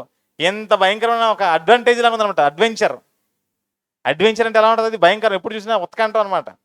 ఎప్పుడు ఏం జరుగుతుందో తెలియదు, ఎప్పుడు ఎవరొచ్చి ఎలా దాడి చేస్తారో కూడా తెలియదు. భయంకరమైన పరిస్థితి ఏది పౌలు గారి పరిచర్యలో. అలాంటి పరిస్థితులలో పౌలు గారు స్వార్థ చేస్తూ వెళుతున్నప్పుడు, అనేక గ్రామాలు తిరుగుతున్నప్పుడు పక్కనే తిరుగుతున్నాడు మార్కు గారు. అలా తిరిగి మొత్తానికి ఎక్కడికి వచ్చారు? పంపూలియాలో ఉన్న పెర్గేకి వచ్చారంట.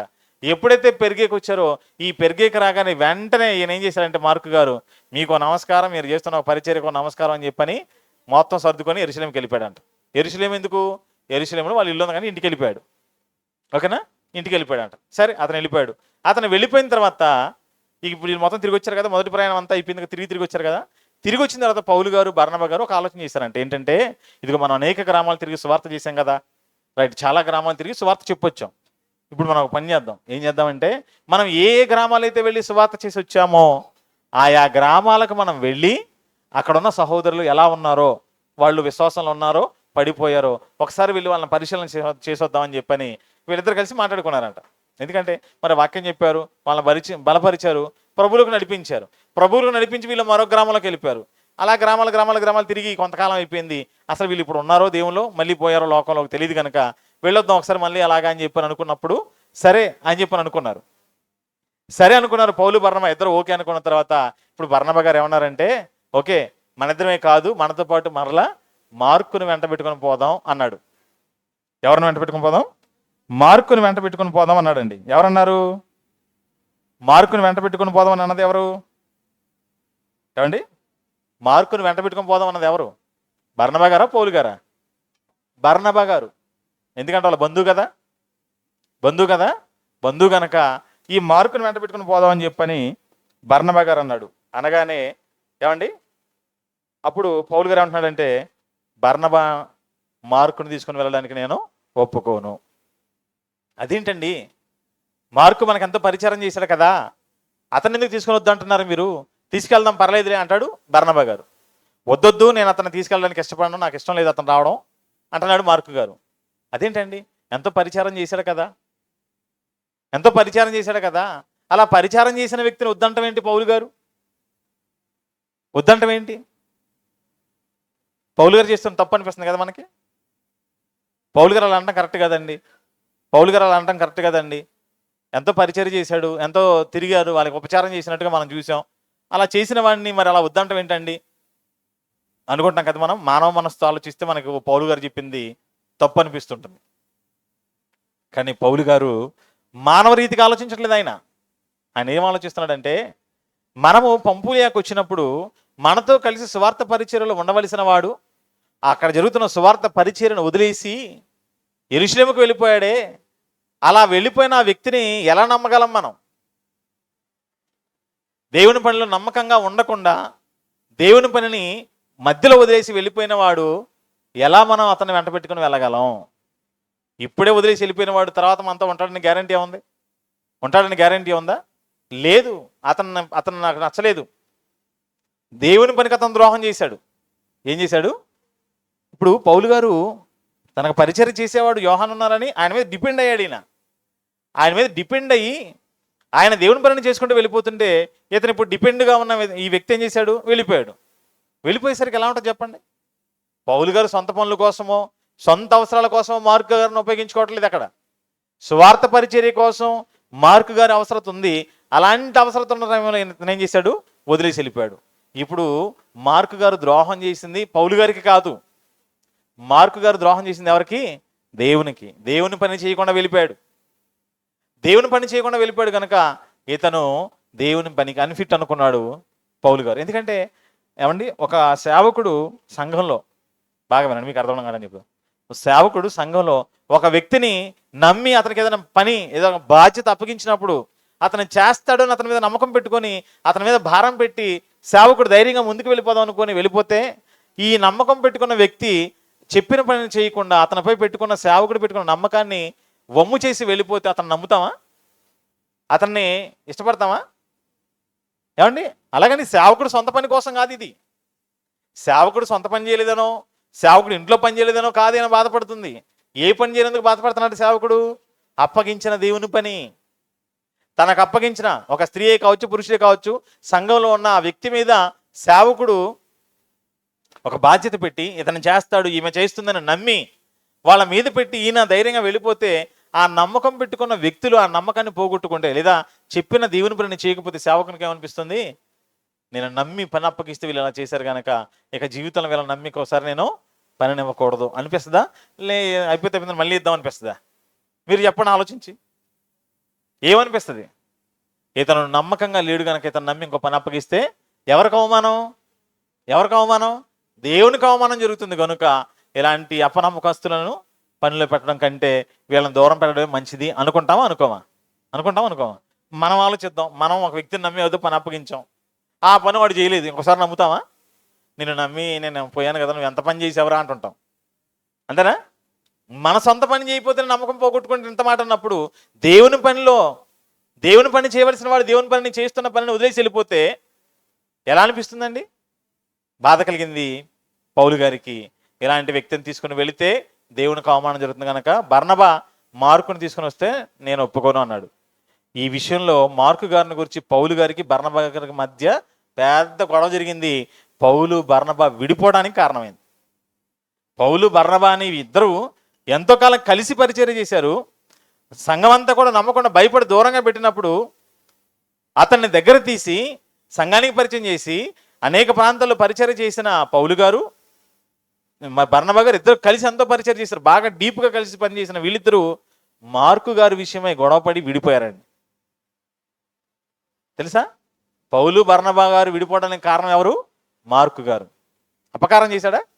వారిద్దరు కలిసి దేవుని పని చేస్తున్న వాళ్ళిద్దరం విడిపోవడానికి కారణం మార్కే. చేస్తున్న దేవుని పని మధ్యలో వదిలేసి వెళ్ళిపోయింది మార్కే.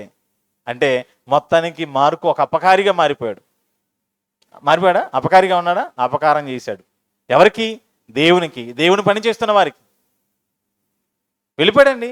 వీళ్ళిద్దరి మధ్య పెద్ద గొడవ జరిగింది. పెద్ద గొడవ జరిగిందండి వీళ్ళిద్దరి మధ్య. చూద్దాం అదే సందర్భం చూడండి ఒకసారి. అపోస్తుల కార్యములు ఏమండి, అపోస్తుల కార్యములు 15వ అధ్యాయం మనం చూస్తే, అపోస్తుల కార్యములు 15వ అధ్యాయం మనం చదవగలిగితే ప్రియమైన దేవుని వారలారా, వాళ్ళిద్దరి మధ్య జరిగిన గొడవ ఏమండి. అపోస్తుల కార్యములు 15వ అధ్యాయము 36వ వచనం చూడండి. 36వ వచనం నుంచి చదివితే మనం 15వ అధ్యాయము 36వ వచనం చూడండి. కొన్ని దినములైన తర్వాత ఏ ఏ పట్టణములలో ప్రభు వాక్యం పరిచితమో ఆయా ప్రతి పట్టణములో ఉన్న సహోదరుల యొద్దకు తిరిగి వెళ్ళి వారు ఎలాగున్నారో మనం చూతుమని పౌలు బర్నబాతో అనెను. అప్పుడు మార్కు అను మారు పేరు గల యోహానుని వెంట పెట్టుకుని పోవుటకు బర్నబా ఇష్టపడెను. అయితే పౌలు పంఫూలియాలో పని కొరకు తమతో కూడా రాక తమను విడిచిన వారిని వెంట పెట్టుకుని పోవుట యుక్తము కాదని తలంచెను. దీని విషయమై వారిద్దరి మధ్య తీవ్రమైన వాదము కలిగినందున వారు ఒకరిని ఒకడు విడిచి వేరైపోయిరి. బర్నబా గారు మార్కుని వెంట పెట్టుకొని పోయాడంట, పౌలేమో శీలను వెంట పెట్టుకొని పోయాడంట. చూసారండి, పౌలు గారు శీలలు వీళ్ళిద్దరు వెళ్ళిపోయారంట. బర్నబా గారు మార్కు. అయితే నువ్వు వద్దంటావా? మార్కు నువ్వు వద్దంటే నీతో కూడా నేను ఉండను అంటున్నాడు బర్నబా. మార్కు నువ్వు వద్దంటే, మార్కు నువ్వు తీసుకురావద్దంటే, ఇగో పౌలు నీకు నాకు ఈ రోజుతో కటీఫ్. చూసారండి, మార్కును కాదు అంటే నిన్ను కూడా నేను వదిలేసుకుంటాను అంటున్నాడు బర్నబా. ఆ మార్కు స్థిరబుద్ధి లేనివాడు, ఆ మార్కు పద్ధతి బాగాలేదు. పంపూలియాలో పని కోసం వచ్చిన వ్యక్తి అక్కడ పనిని అప్పగిస్తే ఆ పనిని వదిలేసి వెళ్ళిపోయిన వ్యక్తి, అపనమ్మకస్తుడు, దేవుని పనికి ద్రోహం చేసిన వాడు, దేవుని పనిని మధ్యలో వదిలేసి వెళ్ళిపోయిన వాడు. అటువంటి వ్యక్తిని నువ్వు తీసుకురావడం నాకు నచ్చలేదు అంటున్నాడు పౌలు గారు. వీరిద్దరి మధ్య ఏం జరిగిందంట? తీవ్రవాదము. చూడండి అక్కడ ఎంత మాట ఉందో. మార్కు గారిని గురించి వారిద్దరి మధ్య తీవ్ర వాదం, వాగ్వాదం జరుగుతుంది. తీసుకెళ్ళాలని ఒకరు, వద్దని ఒకరు. వీళ్ళిద్దరు వ్యక్తిగత విషయాల కోసం అండి ఇదంతా గొడవ. వీళ్ళిద్దరు వ్యక్తిగత విషయం కాదు గొడవ ఇక్కడ. వీళ్ళిద్దరికి పౌలు బర్నబా మధ్య గొడవ, వీళ్ళిద్దరి మధ్య గొడవ కాదు ఇది. ఎవరిని బట్టి? మార్కుని బట్టి వచ్చింది ఈ గొడవ. మార్కు గారిని పౌలు గారు ఎందుకు వద్దంటున్నాడు? అప్పగించిన పనిలో నమ్మకం లేనివాడుగా మారిపోయాడు మార్కు. అలా నమ్మకం లేని వ్యక్తి వద్దంటాడు పౌలు గారు. లేదు లేదు మా బంధువు పట్టుకెళ్లాల్సింది అంటాడు బర్నబా గారు. ఈ విషయంలో వాదం జరిగిందంట. వాదం ఏం జరిగింది? బర్నబా మార్కుని వెంట పెట్టుకొని పోయాడంట. పౌలు గారు ఏం చేశాడు? శీలను వెంట పెట్టుకొని వెళ్ళారంట. ఓకేనా? మరి ఇలా వెళ్ళిపోయారు కదా. ఇలా వెళ్ళిపోయిన తర్వాత ఏం జరిగింది అంటే, కొంతకాలానికి మార్కు మరలా తన తప్పును తెలుసుకొని, నేను తప్పు చేశాను, నేను దేవుని పనికి ద్రోహం చేశాను, నేను అన్యాయం చేశాను, ఇద్దరు సేవకులు విడిపోవడానికి నేను కారణమైపోయాను, నాపై వారు ఎన్నో ఆశలు నమ్మకాలు పెట్టుకొని నాకు పనిని అప్పగిస్తే ఆ పంపులియా ప్రాంతంలో నేను ఆ పనిని చేయకుండా నేను ఉండలేనని చెప్పని యెరూషలేముకి మా సొంత ఊరికి వెళ్ళిపోయాను, నేనే తప్పు చేశాను, నేను చేసిన తప్పు అని తప్పు తెలుసుకొని మరలా ఈ మార్కు ఏం చేశాడు తెలుసా? పౌలు గారి దగ్గరకు వచ్చాడండి. బర్నబా గారిని విడిచిపెట్టి పౌలు గారి దగ్గరకు వచ్చేసాడు మార్కు. అర్థమైందా మీకు? పౌలు గారి దగ్గరకు వచ్చేసాడు మరలా మార్కు గారు. పౌలు గారి దగ్గరకు వచ్చాడు మార్కు. బర్నబా గారిని విడిచిపెట్టి ఎక్కడికి వచ్చాడంట? పౌలు గారి దగ్గరకు వచ్చాడంట. పౌలు గారి దగ్గరకు వచ్చిన తర్వాత పౌలు గారు ఆయన ఏం చేశాడో తెలుసా? నేను తప్పు చేశానండి, నేను తప్పు చేశాను. ఆ రోజు పంపులియాలో నేను మీతో కూడా ఉండి పరిచర్య చేయవలసింది, కానీ నేను నా సుఖం చూసుకొని, నా సంతోషాన్ని చూసుకొని మీరు అప్పగించిన పనిని చేయకుండా ద్రోహం చేసి నేను వెళ్ళిపోయాను. మీరిద్దరు సేవకులు పౌలు బర్నబా గారు మీ ఇద్దరు కలిసి ఎంత గొప్ప సేవ చేశారు. అటువంటి మీ మధ్య నేను ఏం చేశాను? గొడవ పెట్టేశాను. నా కారణంగా మీ ఇద్దరు విడిపోయారు. నేను చాలా తప్పు చేశాను, నా తప్పు అయిపోయిందని పౌలు గారి దగ్గరికి వెళ్ళాడు ఇతను మార్కు గారు. ఎప్పుడైతే పౌలు గారి దగ్గరికి మార్కు గారు వెళ్ళాడో, మార్కు గారిని పౌలు గారు మనసులో ఏమీ పెట్టుకోకుండా ఏమన్నా అతను పశ్చాత్తాపడినందుకు మంచి మనసుతో స్వీకరించాడు. అపకారం చేసిన మార్కు గారికి పౌలు గారు ఏం చేశారు? మళ్ళీ దగ్గర తీసుకున్నాడు. ఎందుకంటే దేవుని మనసు తెలుసు కదా పౌలు గారికి. దేవుడు ఎవరంట? అందరికీ. దేవుడు ఎవరు? అందరికీ ఉపకారి. దుష్టుల ఎడలను, కృతజ్ఞత లేనివాడు ఎడలను దేవుడు ఎవరై ఉన్నారు? ఉపకార బుద్ధి కలిగినవాడు కనుక నా తండ్రి అయిన దేవునిలో ఉన్న ఉపకారం నేను కూడా చేస్తాను. అతను అపకారే కావచ్చు, దేవుని పనిని పాడు చేసిన వాడు కావచ్చు, సేవకులుగా మా మధ్య గొడవ పెట్టిన వాడు కావచ్చు, కానీ ఈరోజు అతను ఏం చేశాడు?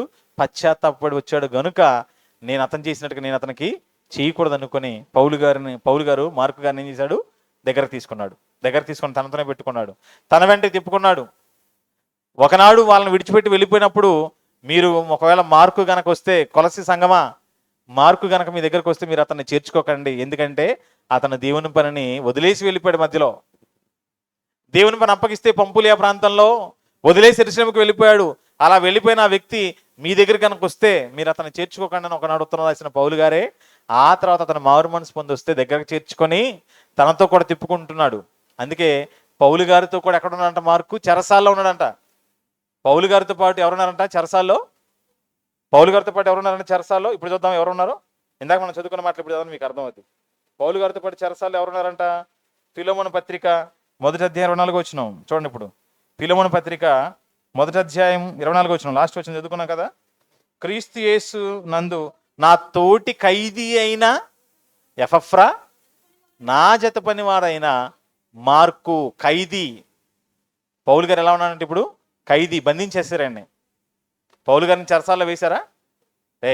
పౌలు గారిని చెరసాల్లో వేశారా? వేశారు. అలా పౌలు గారిని చెరసాల్లో వేసినప్పుడు ఆయనతో పాటు ఎవరున్నారంట? మార్కు గారు కూడా ఉన్నారంట. అంటే బర్నబాను విడిచి మళ్ళీ పౌలు గారి దగ్గరికి వచ్చారు మార్కు గారు. ఈ మార్కు గారిని చేర్చుకున్నారు పౌలు గారు. ఈయనతో కలిసి స్వార్థ పరిచయం తీసుకెళ్తున్నప్పుడు ఇలా వస్తున్న క్రమంలో ఈసారి పౌలు గారితో పాటు వచ్చిన మార్కు గారు ఏమనుకున్నాడు తెలుసా? నేను గతంలో వదిలేసి వెళ్ళిపోయినట్టుగా నేను వదిలేసిపోకూడదు, ఏం జరిగినా కూడా నేను పౌలు గారితోనే ఉండాలి అని చెప్పి పౌలు గారిని జైల్లో వేస్తే ఈయన కూడా ఆయనతో పాటు ఎక్కడికి వెళ్ళిపోయాడు? జైలుకి వెళ్ళిపోయాడు. నా తోటి ఖైదీ అంటున్నాడు చూడండి.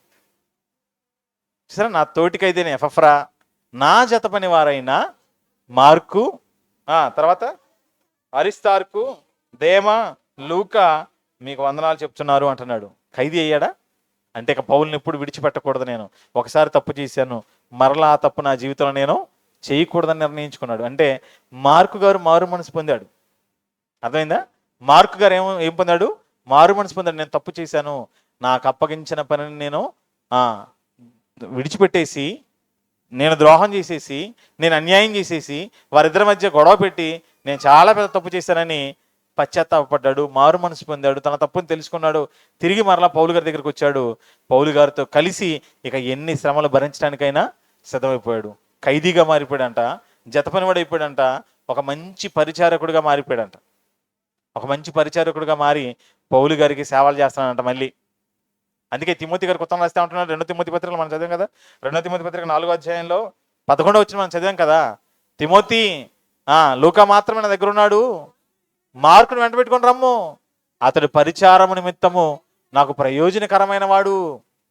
చూసారా, ఒకప్పుడు ప్రయోజనం లేనివాడిగా మారిపోయాడు, కానీ ఇప్పుడు అతను ప్రయోజనకారిగా మారాడు. నువ్వు నాకు తీసుకొచ్చాయి తిమోతి. ఏమండి, మారు మనసు పొంది తన దగ్గరకు వచ్చిన మార్కును చేర్చుకున్నాడు పౌలు గారు. మార్కు తిరిగి వచ్చారు కానీ బర్నబా గారు తిరిగి రాలేదండి. చూసారా, మార్కు గారు తిరిగి వచ్చారు కానీ బర్నబా గారు తిరిగి వచ్చి పౌలు గారిని కలవలేదు. కలిసి సంవత్సరాల పాటు కలిసి పనిచేశారు. అంత్యోకయలోనే సంవత్సరం ఉన్నారు. ఇక మిగిలిన ప్రాంతాలు తిరిగిన కాలం ఎంతకాలమో చెప్పలేదు, కానీ చాలా కాలం కలిసి తిరిగారు పౌలు బర్నబాలు. అలా ఈ మార్కు గారి విషయంలో గొడవ జరిగి విడిపోయారా? అక్కడి నుంచి విడిపోయిన దగ్గర నుంచి మరలా పౌలు గారిని కలుసుకోలేదు అతను బర్నబా. కానీ మార్కు గారు మాత్రం తన తప్పుని తెలుసుకొని పౌలు గారి దగ్గరకు వచ్చారు. ఆ పౌలు గారి దగ్గరకు వస్తే పౌలు గారు అతను ఏం చేశారు?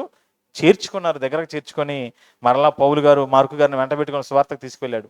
మార్కు గారు కూడా తిరిగి వచ్చిన తర్వాత మళ్ళీ విడిచిపెట్టి వెళ్ళిపోవడం, తప్పించుకొని పారిపోవడం, అప్పగించిన పనిని విడిచిపెట్టడం లాంటివి చెల్లిదండి. పౌలు గారు ఎక్కడికి వెళ్తే అక్కడికి వెళ్ళాడు, చెరసాలకు వెళ్తే చెరసాలకు వెళ్ళిపోయాడు, సువార్తకు వెళ్తే సువార్తకు వెళ్ళాడు, ప్రయాణాల్లో ప్రమాదాలు అయితే ప్రమాదాల్లో ఉన్నాడు. ఏం జరిగితే జరిగిందనుకొని ఇక పౌలు గారితోనే ఉండిపోయాడండి. అందుకే కొలసి పత్రికకు రాస్తూ, కొలసి పత్రిక రాస్తూ అంటున్నాడు, గతంలో ఇతను మీరు చేర్చుకోవద్దని చెప్పాను మీకు, కానీ ఇప్పుడు మరలా అతను మీ దగ్గరకు వస్తే అతను మీరు ఏం చేయండి? చేర్చుకోండి. మీరు అతను ఏం చేయండి? చేర్చుకోండి. మీరు అతన్ని చేర్చుకోండి. ఏమండి, మీరు అతన్ని చేర్చుకోండి అంటే ఒకనాడు మార్కు గారు ఏం చేశారు? దేవుని పని కోసం ఉండవలసిన ఆ మార్కు గారు అపకారం చేశారు. ఎవరికి అపకారం చేశాడు? దేవుని పనికి అపకారం చేశాడు, దేవునికి అపకారం చేశాడు. అపకారం మనుషులకు చేసే అపకారం ఉంది, దేవునికి చేసే అపకారం ఉంది కదండి. మనందరికీ ఏ అపకారం తెలుసు అంటే మనుషులకు చేసే అపకారమే తెలుసు, అంతేనా? మనిషికి మనిషి చేసే అపకారం మనకు తెలుసు, కానీ ఒక మనిషి దేవునికి చేసే అపకారం ఎప్పుడైనా ఆలోచించారా? ఒక మనిషి దేవునికి చేస్తున్న అపకారం దేవునికి కూడా అపకారం చేస్తున్నారా మనుషులు? అంటే చేస్తున్నారు. ఎలాగా? లోకాన్ని విడిచి దేవుని దగ్గరకు వచ్చారు, సంఘంలోనికి. సంఘంలోకి వచ్చిన తర్వాత సంఘములో దేవుడు ఒక బాధ్యతను ఆ సంఘంలో ఉన్న వ్యక్తికి అప్పగిస్తే, ఆ అప్పగించబడిన ఆ వ్యక్తి, దేవుడు ఎవరైతే నమ్మి పనిని అప్పగించాడో అప్పగించిన ఆ వ్యక్తి ఆ అప్పగింపబడిన పనిని నమ్మకంగా చేస్తున్నాడా? నమ్మకంగా చేస్తే అతను దేవుడు చెప్పిన విధంగా నడుచుకున్నవాడు. అప్పగించిన పనిని చెయ్యని వాడు ఎవరు? అపకారి. అపకారేనా కాదా? ఎవరికి అపకారం? ఎవరికి అపకారం చేస్తున్నారు ఇప్పుడు? దేవునికి. ఎవరు? క్రైస్తవులే. దేవుడు మనల్ని నమ్మి లోకంలో మనకంటే ఎంతమంది గొప్పవాళ్ళు, డబ్బున్నవాళ్ళు, చదువున్నవాళ్ళు, పదవులున్నవాళ్ళు, ఆస్తులు అంతస్తులు ఉన్నవాళ్ళు, ఇటువంటి వాళ్ళందరూ ఉంటే వాళ్ళందరినీ పక్కన పెట్టి దేనికి పనికిరాని మనల్ని ఎందుకు సంఘంలో చేర్చుకున్నారు ఆయన? మనమైతేనే మనం ఆయన పని చేస్తామని, ఆయన అనుకున్న పనిని మనమైతే చేయగలమని నమ్మి సంఘంలోకి మనం చేర్చుకుంటే, ఇప్పుడు నమ్మిన మనము ఆయన నమ్మకాన్ని నిలబెట్టగలుగుతున్నామా? ఆయన మనపై పెట్టుకున్న నమ్మకాన్ని మనం నమ్మకంగా నెరవేర్చగలుగుతున్నామా? మనం దేవునికి ఎంత అపకారం చేస్తున్నామో ఒకసారి ఆలోచించాను. దేవునికి మనం ఎంత అపకారం చేస్తున్నామో ఆలోచించాను ఒకసారి. మనపై ఎన్ని ఆశలు పెట్టుకున్నాడు ఆయన, మనపై ఎన్ని ఆలోచనలు పెట్టుకున్నాడు ఆయన, మనపై ఎంత ఆలోచన ఉద్దేశాన్ని కలిగి ఉన్నాడు తండ్రి అయిన దేవుడు. మనమైతేనే చేస్తామని, మనమైతేనే చేయగలమని, మనమైతేనే వెళతామని, మనమైతేనే వస్తామని, మనమైతేనే ఇస్తామని, మనమైతేనే నిలబడతామని, మనమైతే దేన్నైనా భరిస్తామని మనల్ని నమ్మి దేవుడు మనకు అవకాశం ఇస్తే, మీరు ఈరోజు మనం ఏం చేస్తున్నాం? దేవునికి అపకారం చేస్తున్నామా, ఉపకారం చేస్తున్నామా? చెప్పండి. ఏం చేస్తున్నాం మనం? ఏమండి? అపకారం చేయట్లేదా? ఆలోచించండి. అయినా దేవుడు మనపై ఉపకారం చూపిస్తూనే ఉన్నాడు. మనం అపకారం చేసినా ఆయన మనకేం చేస్తున్నాడు? ఉపకారమే చేస్తున్నాడే. మరి ఆ ఉపకార బుద్ధి మనలో ఉందా? ఒక పౌలు గారిలో మనం చూస్తున్నాం. అపకారం చేసిన వ్యక్తిని చేర్చుకుని ఉపకారం చేశాడు. అలాగే సేవకుడు కూడా నిన్ను నమ్మి పనిని అప్పగించినప్పుడు ఆ పని నువ్వు చేయకపోయినా మరలా నిన్ను చేర్చుకొని నిన్ను సంఘంలో తీసుకెళ్తున్నప్పుడు ఒక సేవకుల్లో ఉన్న ఉపకారం, ఒక పౌలు గారిలో కనబడుతున్న ఉపకారం, ఒక దేవునిలో కనబడుతున్న ఉపకారం ఈరోజు దేవుని పిల్లలుగా పిలువబడుతున్న మనలో ఉందా? అవునా? ఉందా? చెప్పండి. ఉపకారం చేస్తేనే, దేవుని లాంటి ఉపకార బుద్ధి మనలో ఉంటేనే మనము దేవుని పిల్లలము. ఆ బుద్ధి మనలో లేదా మనం దేవుని పిల్లలము కాలేము. పౌలు గారు ఏమండి, మార్కు గారు అపకారం చేసిన పౌలు గారు ఉపకారమే చేశారు. ఏంటి? ఆయనకి వ్యక్తిగతంగా ఏ అపకారం చేయలేదు మార్కు. పౌలు గారికి వ్యక్తిగతంగా ఏ అపకారం చేయలేదు. దేవుని పనిని చేయకపోవడమే అపకారం. బాగా గుర్తుపెట్టుకోండి. దేవుని పనిని చేయకపోవడమే అపకారం. దేవుడు నీకు అప్పగించిన పనిని చేయకపోవడం అపకారం. సేవకుడు నీకు అప్పగించిన పనిని చేయకపోవడమే అపకారం. దేవుడు నీకు పెట్టిన బాధ్యతను నెరవేర్చకపోవడమే అపకారం. సేవకుడు నీకు పెట్టిన బాధ్యత నెరవేర్చకపోవడమే అపకారం. దేవుని పని చేయకపోవడం ఏంటండి అపకారం? దేవుని పని చేయకపోవడం అపకారం. ఎంతకంటే మించిన అపకారం ఇంకోటి లేదు. ఈ భూమి మీద ఒక మనిషికి మరొక మనిషి అపకారం చేసినా కొద్ది నష్టాలు జరుగుతాయి, మళ్ళీ దాన్ని సంపాదించుకోవచ్చు. అర్థమవుతుందా మీకు? ఈ భూమి మీద మనం ఎవరికైనా అపకారం చేస్తే కొద్దిదే, మళ్ళీ దాన్ని తెచ్చుకోవచ్చు. కానీ దేవునికి మనం చేసే అపకారం వల్ల ఏం జరుగుతుంది తెలుసా? ఏమంటే ప్రతి నిమిషానికి ఒక ఆత్మ నరకానికి వెళ్ళిపోతుంది. అంటే చనిపోయిన ప్రతివాడు ఎక్కడికి వెళ్ళిపోతున్నారు? ఇప్పుడు నరకానికి వెళ్ళిపోతున్నారు. ఇన్ని ఆత్మలు నరకానికి వెళ్ళిపోతున్నాయి అంటే మరి ఆయన ఎంత బాధపడుతున్నారు చెప్పండి. ఈ నశించిపోయే ఆత్మలు రక్షించవలసిన బాధ్యత ఎవరిది? దేవుని పని చేయవలసిన బాధ్యత ఎవరిది? మంద కాదా? మనపై దేవుడు తన పనిని పెట్టి బాధ్యతను పెడితే మనం ఏం చేస్తున్నాం? మార్కు గారిలాగా భయపడిపోయి, అమ్మో నేను చేయలేను, నా వల్ల అవ్వదు, నాకెక్కడ కుదురుతుంది, నేనెక్కడ రాగలను, నేనెక్కడ చేయగలను, అదంతా నా వల్ల ఎక్కడ అవుతుంది అనుకొని మార్కు గారిలాగా భయపడి మనం పారిపోతున్నాం. జరుగుతున్న దేవుని పనిని పాడు చేస్తున్నాం. జరుగుతున్న దేవుని పనిలో గొడవలు తీసుకొచ్చేస్తున్నాం. సేవకుల మధ్య సమస్యలకు కారణమైపోతున్నాం. ఇలాంటి పరిస్థితుల్లో కనుక మనం ఉంటే, ఒక మార్కు లాంటి మనస్తత్వం మనలో ఉంటే, ప్రారంభంలో మునుపు మార్కులాగా మనం ఉంటే మనసు మార్చుకుంది. ఒక మార్కు గారు ఎలాగైతే మనసు మార్చుకొని మరలా దేవుని కోసం ఏ సేవకునైతే విభజించి వెళ్ళిపోయి ఆ సేవకుని దగ్గరకు వచ్చాడో, అలా మనం కూడా దేవుని పని కోసం దేవుని దగ్గరకు వచ్చేయాలి.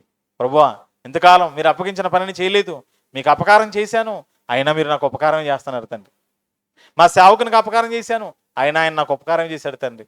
నా ఈ అపకార బుద్ధిని బట్టి నన్ను మన్నించండి. మీరు అప్పగించిన పనిలో మీకు ఉపకారం చేసేవాడినిగా నేను ఉండడానికి సహాయం చేయండి. మీరు నాపై ఎన్నో ఆశలు పెట్టుకున్నారు, ఎన్నో కోరికలు పెట్టుకున్నారు, ఎన్నో ఉద్దేశాలు అవి పెట్టుకున్నారు. దాన్ని అంతటిని చేయడానికి కావాల్సిన జ్ఞానాన్ని నాకు దయచేయండి అని మనము దేవుని ఎదుట క్షమాపణ కోరుకొని ఇప్పటి నుంచైనా దేవునికి ఉపకారులంగా మనం మారిపోవాలి. అర్థమవుతుందా? ఎంతకాలం దేవుని పనిని చేయకుండా ఒకవేళ నిర్లక్ష్యం చేసి ఉంటే, సాకులు చెప్పుంటే, అప్పగించిన పనిని చేయకుండా తప్పించుకొని వెళ్ళిపోయి ఉంటే దేవునికి క్షమాపణ చెప్పండి. ఇక నుంచి అయినా అప్పగించిన పనిలో నమ్మకంగా ఉంటానని చూడండి. మీరు చేయవలసిన దేవుని పనిని చేస్తూ వెళ్ళండి. కష్టాలు వచ్చినా, కన్నీళ్ళు వచ్చినా, బాధలు వచ్చినా, చివరికి ప్రాణమే పోయినా దేవుని పనిని మాత్రం విడిచిపెట్టకండి. ఎందుకంటే మన అంతిమ లక్ష్యం పరలోకం. ఆ పరలోకానికి చేరుకోవడానికి మధ్యలో ఎన్ని సమస్యలు వచ్చినా, ఎన్ని బాధలు వచ్చినా, ఎన్ని ఇబ్బందులు వచ్చినా వాటిని ధైర్యంగా ఎదుర్కొంటే తప్ప దేవుని పనిని మాత్రం ఎక్కడా మీరు మానుకోకండి. మార్కు గారు అదే నిశ్చయించుకున్నారు. ఏం జరిగినా ఇక పౌలు గారి దగ్గర నేను వెళ్ళిపోతాను, క్షమాపణ చెప్తాను, ఆయనతో కలిసి నేను ఇక సేవ చేస్తాను, బ్రతికితే ఆయనతోనే బ్రతుకుతాను, చచ్చితే ఆయనతో పాటు నేను కూడా దేవుని కోసం చచ్చిపోతాను అనుకొని దేవుని కోసం నిలబడిపోయాడు మార్కు గారు. ఆ మార్కు గారు రాశారు మార్కు సువార్త. ఆ మార్కు సువార్త అదే ఆయన రాసింది. ఆ మార్కు సువార్త, మార్కు సువార్త రాసిన మార్కు గారు, ఈ అపకారం చేసిన మార్కు గారు, ఆ మారు పేరు గారు యోహానన్న మార్కు గారు అన్నీ ఈయనే. సో మార్కు గారు చేసిన అపకారం ఏంటో మీరు విన్నారు, పౌలు గారు ఎలా ఉపకారం చేశారో కూడా మీరు విన్నారు. ఇప్పుడు మనం ఎలా ఉన్నాము? ఒకనాడు అపకారం చేసిన మార్కులా ఉన్నామా, లేదా మారు మనసు పొంది మరలా దేవుని పనులకు వచ్చేసిన మార్కులా ఉన్నామా? లేదా ఒకవేళ మనకెవరైనా అపకారం చేసినా వారిని మంచి మనసు స్వీకరించి ఉపకారం చేసే పౌలు లాంటి స్వభావం మనలో ఉందా, దేవుని లాంటి స్వభావం మనలో ఉందా? ఆలోచించుకుందాం. ఏమంటే వాడు ఒకప్పుడు అపకారం చేశాను, ఒకప్పుడు అందుకే నేను వాడి పట్ల అలా ఉన్నానండి అంటున్నావా? వద్దండి. ఎవరు అపకారం చేసినా, ఎవరు నీ పట్ల తప్పు చేసినా, ఎవరు నీ పట్ల కీడు చేసినా నువ్వు మాత్రం ఏం చెయ్యి? ఉపకారమే చూపించు, మేలే చెయ్యి, కనికరమే చూపించు. అదే పౌలు గారి జీవితం మనకు నేర్పిస్తుంది. అదే దేవుడి యొక్క ఆలోచన అయి ఉన్నది. ఆ ప్రభు మనసును బాగా తెలుసుకున్నాడు కనుక పౌలు గారు ఆయనలో ఉన్న లక్షణాన్ని తనలోనికి తెచ్చుకున్నారు. దేవుడిలాగే అందరినీ ప్రేమిస్తూ అందరికి ఉపకారం చేస్తున్నారో పౌలు గారు కూడా తనకి ఎవరెవరైనా కీడు చేసినా అందరినీ ప్రేమించారు, అందరికీ ఉపకారమే చేశారు తప్ప పౌలు గారు ఎవరికి అపకారం చేయలేదు. కనుక ఒక పౌలు గారు లాంటి మంచి మనసు మనమందరము కలిగి మనకు అపకారం చేసిన వారికి కూడా ఉపకారం చేసేవారుగా మనం అంతా ఉండాలని మీకు తెలియజేస్తూ ఈ మాటలు ముగిస్తూ చిన్న ప్రార్థన చేసుకొని సమయాన్ని దైవజనులకు అప్పగించేద్దాం. ప్రార్థన చేసుకుందాం. పరిశుద్ధమైన తండ్రి, ప్రేమగలిగిన దేవా, మీకు వందనాలు. మార్కు గారు చేసిన అపకారం ఏంటో, పౌలు గారు చూపిన ఉపకారం ఏంటో మేము చూసాము తండ్రి. దేవా, నిజంగా మీ పని కోసం వస్తానని మాట ఇచ్చి మీ పనిలో ప్రయాసపడుతున్న సేవకులతో పాటు నేను కూడా ఉంటానని వారితో కలిసి కొంతకాలం తిరిగి పనిని అప్పగించిన తర్వాత తనపై ఎన్నో ఆశలు ఆలోచనలు పెట్టుకొని తనకు ఒక బాధ్యతను అప్పగించినప్పుడు ఆ బాధ్యత నెరవేర్చకుండా వెళ్ళిపోయి అపకారం చేసిన మార్కు గారు ఆ తర్వాత మారు మనసు పొంది పౌలు గారి దగ్గరికి వచ్చినప్పుడు ఆయన మరలా మంచి మనసుతో ఆయన స్వీకరించి ఆయనను ప్రక్కనే పెట్టుకొని ఆయనకు పరిచర్యను అప్పగించి ఆయనను ప్రోత్సహించిన మంచి మనసున్న పౌలు గారిని బట్టి మీకు వందనాలు తెలియజేస్తున్నాం తండ్రి. మేము కూడా మా పట్ల ఎంతోమంది అపకారం చేస్తూ ఉంటారు, మా పట్ల ఎంతోమంది అపకార బుద్ధిని ప్రవర్తిస్తూ ఉంటారు తండ్రి. నమ్మకాన్ని వారి మీద పెట్టుకుంటే అలా నమ్మకం ద్రోహం చేసిన వారు ఎందరో మా పట్ల ఉన్నారు తండ్రి, మా జీవితాల్లో ఉన్నారు నాయన. అలాంటి పరిస్థితులలో వారిని వారు అపకారం చేశారని మేము కూడా అపకారం చేసేవారంగా కాక వారు అపకారం చేసిన ఒక పౌలు గారి వలె, ఒక మీ వలె మేము కూడా ఉపకార బుద్ధి కలిగి ఉండడానికి సహాయం చేయమని ప్రార్థిస్తూ మీ పిల్లలుగా మేము పేరుకే క్రైస్తవులని చెప్పుకుంటూ మీలాంటి మనసు కలిగి లేనందుకు మమ్మల్ని క్షమించండి దేవా. మీరు మాకు ఉపకారం చేస్తున్నా మేము మాత్రం మీకు అపకారమే చేస్తున్నాం తండ్రి, మన్నించండి. ఎంతకాలం తెలియక మీకు అపకారం చేసినందుకు మన్నించమని, ఇక నుంచి అయినా మీరు చేస్తున్న ఉపకారాన్ని గుర్తు చేసుకొని మేము కూడా మీకు ఉపకారం చేసే వారము కొనడానికి కృప చేయమని ప్రార్థిస్తూ, అట్టి జ్ఞానాన్ని మా అందరికీ దయచేయమని ప్రార్థిస్తూ, అట్టి ఆలోచనను మా అందరికీ అనుగ్రహించమని వేడుకుంటూ, ఒక పౌలు గారు లాంటి మంచి మనసును మాకు అనుగ్రహించమని వేడుకుంటూ, ఒక మారు మనసు పొందిన మార్కు గారు లాంటి జీవితాన్ని మాకు అనుగ్రహించమని ప్రార్థిస్తూ, మమ్మల్ని అందరినీ కూడా మీ దయలో జ్ఞాపకం చేసుకుని వేడుకుంటూ, ఇంత మంచి మాటలు తండ్రి ఈరోజు అంతా వినడానికి నేర్చుకోవడానికి కారకురాలైన కుమార్తె లేఖలను మీ కృపలో జ్ఞాపకం చేసుకోండి. తన యొక్క జన్మదినాన్ని పురస్కరించుకొని తన తల్లిదండ్రులు ఈ చక్కటి కార్యక్రమాన్ని తండ్రి ₹1000 ధనాన్ని వెచ్చించి ఏర్పాటు చేశారు తండ్రి. వారిని బట్టి మీకు వందనాలు. వారి యొక్క కుమార్తె యొక్క పుట్టినరోజును వారు మాత్రమే జరుపుకుంటూ ఆనందించడం కాకుండా మీ పిల్లలైన వారందరి మధ్య మీ సన్నిధిలో జరపాలని, మంచి మాటలు మీ పిల్లలందరికీ వినిపించాలని ఆలోచన చేసిన ఈ మంచి కార్యక్రమం బట్టి మీకు వందనాలు. వారికి రావాల్సిన ప్రతిఫలాన్ని దయచేయండి. ఇంత మంచి కార్యక్రమానికి నా బిడ్డను దీవించండి, మంచి భవిష్యత్తును ప్రసాదించండి. రాబోయే కాలంలో ఇంకా వారి కుటుంబం ద్వారా ఎన్నో ఉన్నతమైన కార్యక్రమాలు ఇలా జరుగునట్లుగా సహాయం చేయండి. వారిని స్ఫూర్తిగా మాదిరిగా తీసుకొని సంఘంలో ఉన్న అనేక కుటుంబాలు ఇలాగే మీ పనిని చేయడానికి, మీ పనిలో ప్రయాసపడటానికి కృప చేయమని ప్రార్థిస్తూ, వీరందరికీ నాయకునిగా ఉండి ముందుండి నడిపిస్తున్న మా సోదరులు, మీ కుమారులు యోసేపన్న గారిని బట్టి, అలాగే బలరామన్న గారిని బట్టి మీకు వందనాలు. వారిద్దరి సారథ్యంలో సంఘం ద్వారా జరుగుతున్న ఈ సేవను, పరిచర్యను మీరు ఆశీర్వదించండి, ఫలభరితం చేయమని ప్రార్థిస్తూ, రాబోయే రోజులు ఇంకా ఉన్నతమైన సేవ పరిచర్య ఈ ప్రాంతమంతా విస్తరించగలిగినట్లు సహాయం చేయండి. సంఘంలో ఉన్న ప్రతి ఒక్కరూ బాధ్యత కలిగి మీ పనిని తమ భుజాలపై వేసుకొని సంఘ క్షేమాభివృద్ధిలో అందరూ తమ వంతు కష్టాన్ని, సహాయ సహకారాలను అందించడానికి కృప చేయమని ప్రార్థిస్తూ, సంఘాన్ని దీవించమని, ఆశీర్వదించమని, జరుగుతున్న పరిచర్య అంతటినీ ఫలభరితము చేయమని ప్రార్థిస్తూ, మీ పిల్లలందరినీ ఈ రీతికి కలుసుకొని వారితో మీ ప్రేమలో తండ్రి ఈ రోజంతా మీ వాక్యం ద్వారా ఆనందించే అవకాశాన్ని నాకు ఇచ్చినందుకు మీకు వందనాలు తెలియజేస్తూ, మరలా మీ చిత్తమైతే మీరు అవకాశం ఇస్తే మరలా మీ పిల్లలతో కలుసుకొని ఆనందించే భాగ్యాన్ని మాకును మీరు ప్రసాదించమని వేడుకుంటూ, నాయన చెప్పబడిన మాటలు మీ పిల్లల ఆత్మీయ జీవితానికి ఉపయోగపడతాయని ఎంతో కష్టపడి ఆలోచించి మీ పిల్లలకు అందించాము నాయన. దేవా, మరి మీ పిల్లలు కేవలం వినువారుగా ఉండి మోసం చేసుకునేవారుగా కాక విన్న వాక్య ప్రకారంగా ప్రవర్తించేవారని ఉండగలుగుటకు సహాయం చేయమని ప్రార్థిస్తూ, అందరినీ మీ దయగల పాదాల చెంత పెడుతూ, యేసుక్రీస్తు వారి పరిశుద్ధ నామములో ఈ ప్రార్థన విన్నపములన్నీ మీకు చేయుచున్నాము తండ్రి. ఆమేన్. అందరికీ వందనాలండి. Thank you.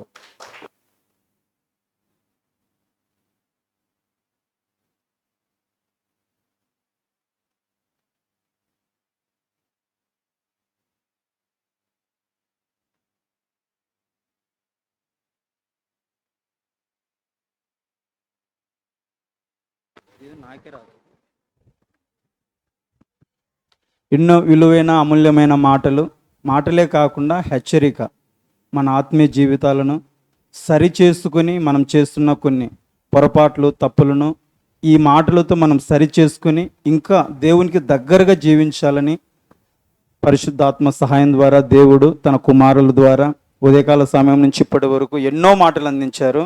ప్రియులారా, ఈ మాటలు ఒకవేళ ఇప్పుడు అర్థం కాకపోతే క్రైస్ట్ చర్చ్ పులివెందుల అని యూట్యూబ్ ఛానల్ ఉంది, చర్చికి సంబంధించినది. ఆ ఛానల్ మీరు ఓపెన్ చేసుకుంటే పొద్దున చెప్పిన పాఠము ఇప్పుడు చెప్పింది అందులో ఉంటాయి. 1, 2 సార్లు 3 సార్లు వినండి. ఒకవేళ అర్థం కాకపోతే వినండి, చక్కగా ఆ మాటలన్నింటినీ హృదయంలో దాచిపెట్టుకోవాలి.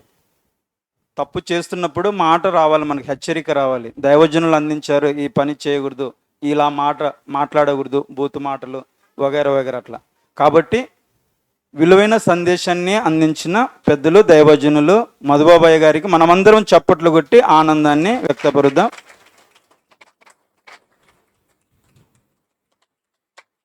చాలా సంతోషం ప్రియులారా. ఈ సమయంలో సండే స్కూల్ పిల్లలకు కొన్ని బహుమతులు. సండే స్కూల్ టీచరు దమ్మ, అవి ఎవరికి సండే స్కూల్ పిల్లలు చక్కగా వాక్యాలు చెప్పారు. తల్లిదండ్రులు కూడా ఇంటి దగ్గర ప్రతిరోజు నేర్పించాలి. ప్రార్థన చేసేది, పెద్దవాళ్ళతో, సేవకులతో, విశ్వాసులతో ఎలా మాట్లాడాలి, వాళ్ళని ఎలా గౌరవించాలి, ఇవి నేర్పించాలి. కాబట్టి ఇంటి దగ్గర మీరు రోజు ప్రయత్నం చేయండి. పాటలు పాడేది, ప్రార్థన చేసేది, దేవుని మాటలు నేర్పించాలి. ఇక్కడ సండే స్కూల్లో కొంత సమయమే కాబట్టి సండే స్కూల్ టీచర్ కూడా ఉంటుంది. అమ్మా తబిత, కాదమ్మా నువ్వురా ఇక్కడికి, నువ్వు నిలబడు, పిలిస్తే వస్తుంటారు. అయ్యగారి ద్వారా ఇచ్చేసి నువ్వు తీసుకో, అయ్యగారికి ఇస్తుండే అయ్యగారు ఇస్తారా. అయిపోయింది ప్రియులారా. కొంచెం సమయం ఉంటే మనం అందరం వెళ్ళిపోదాం.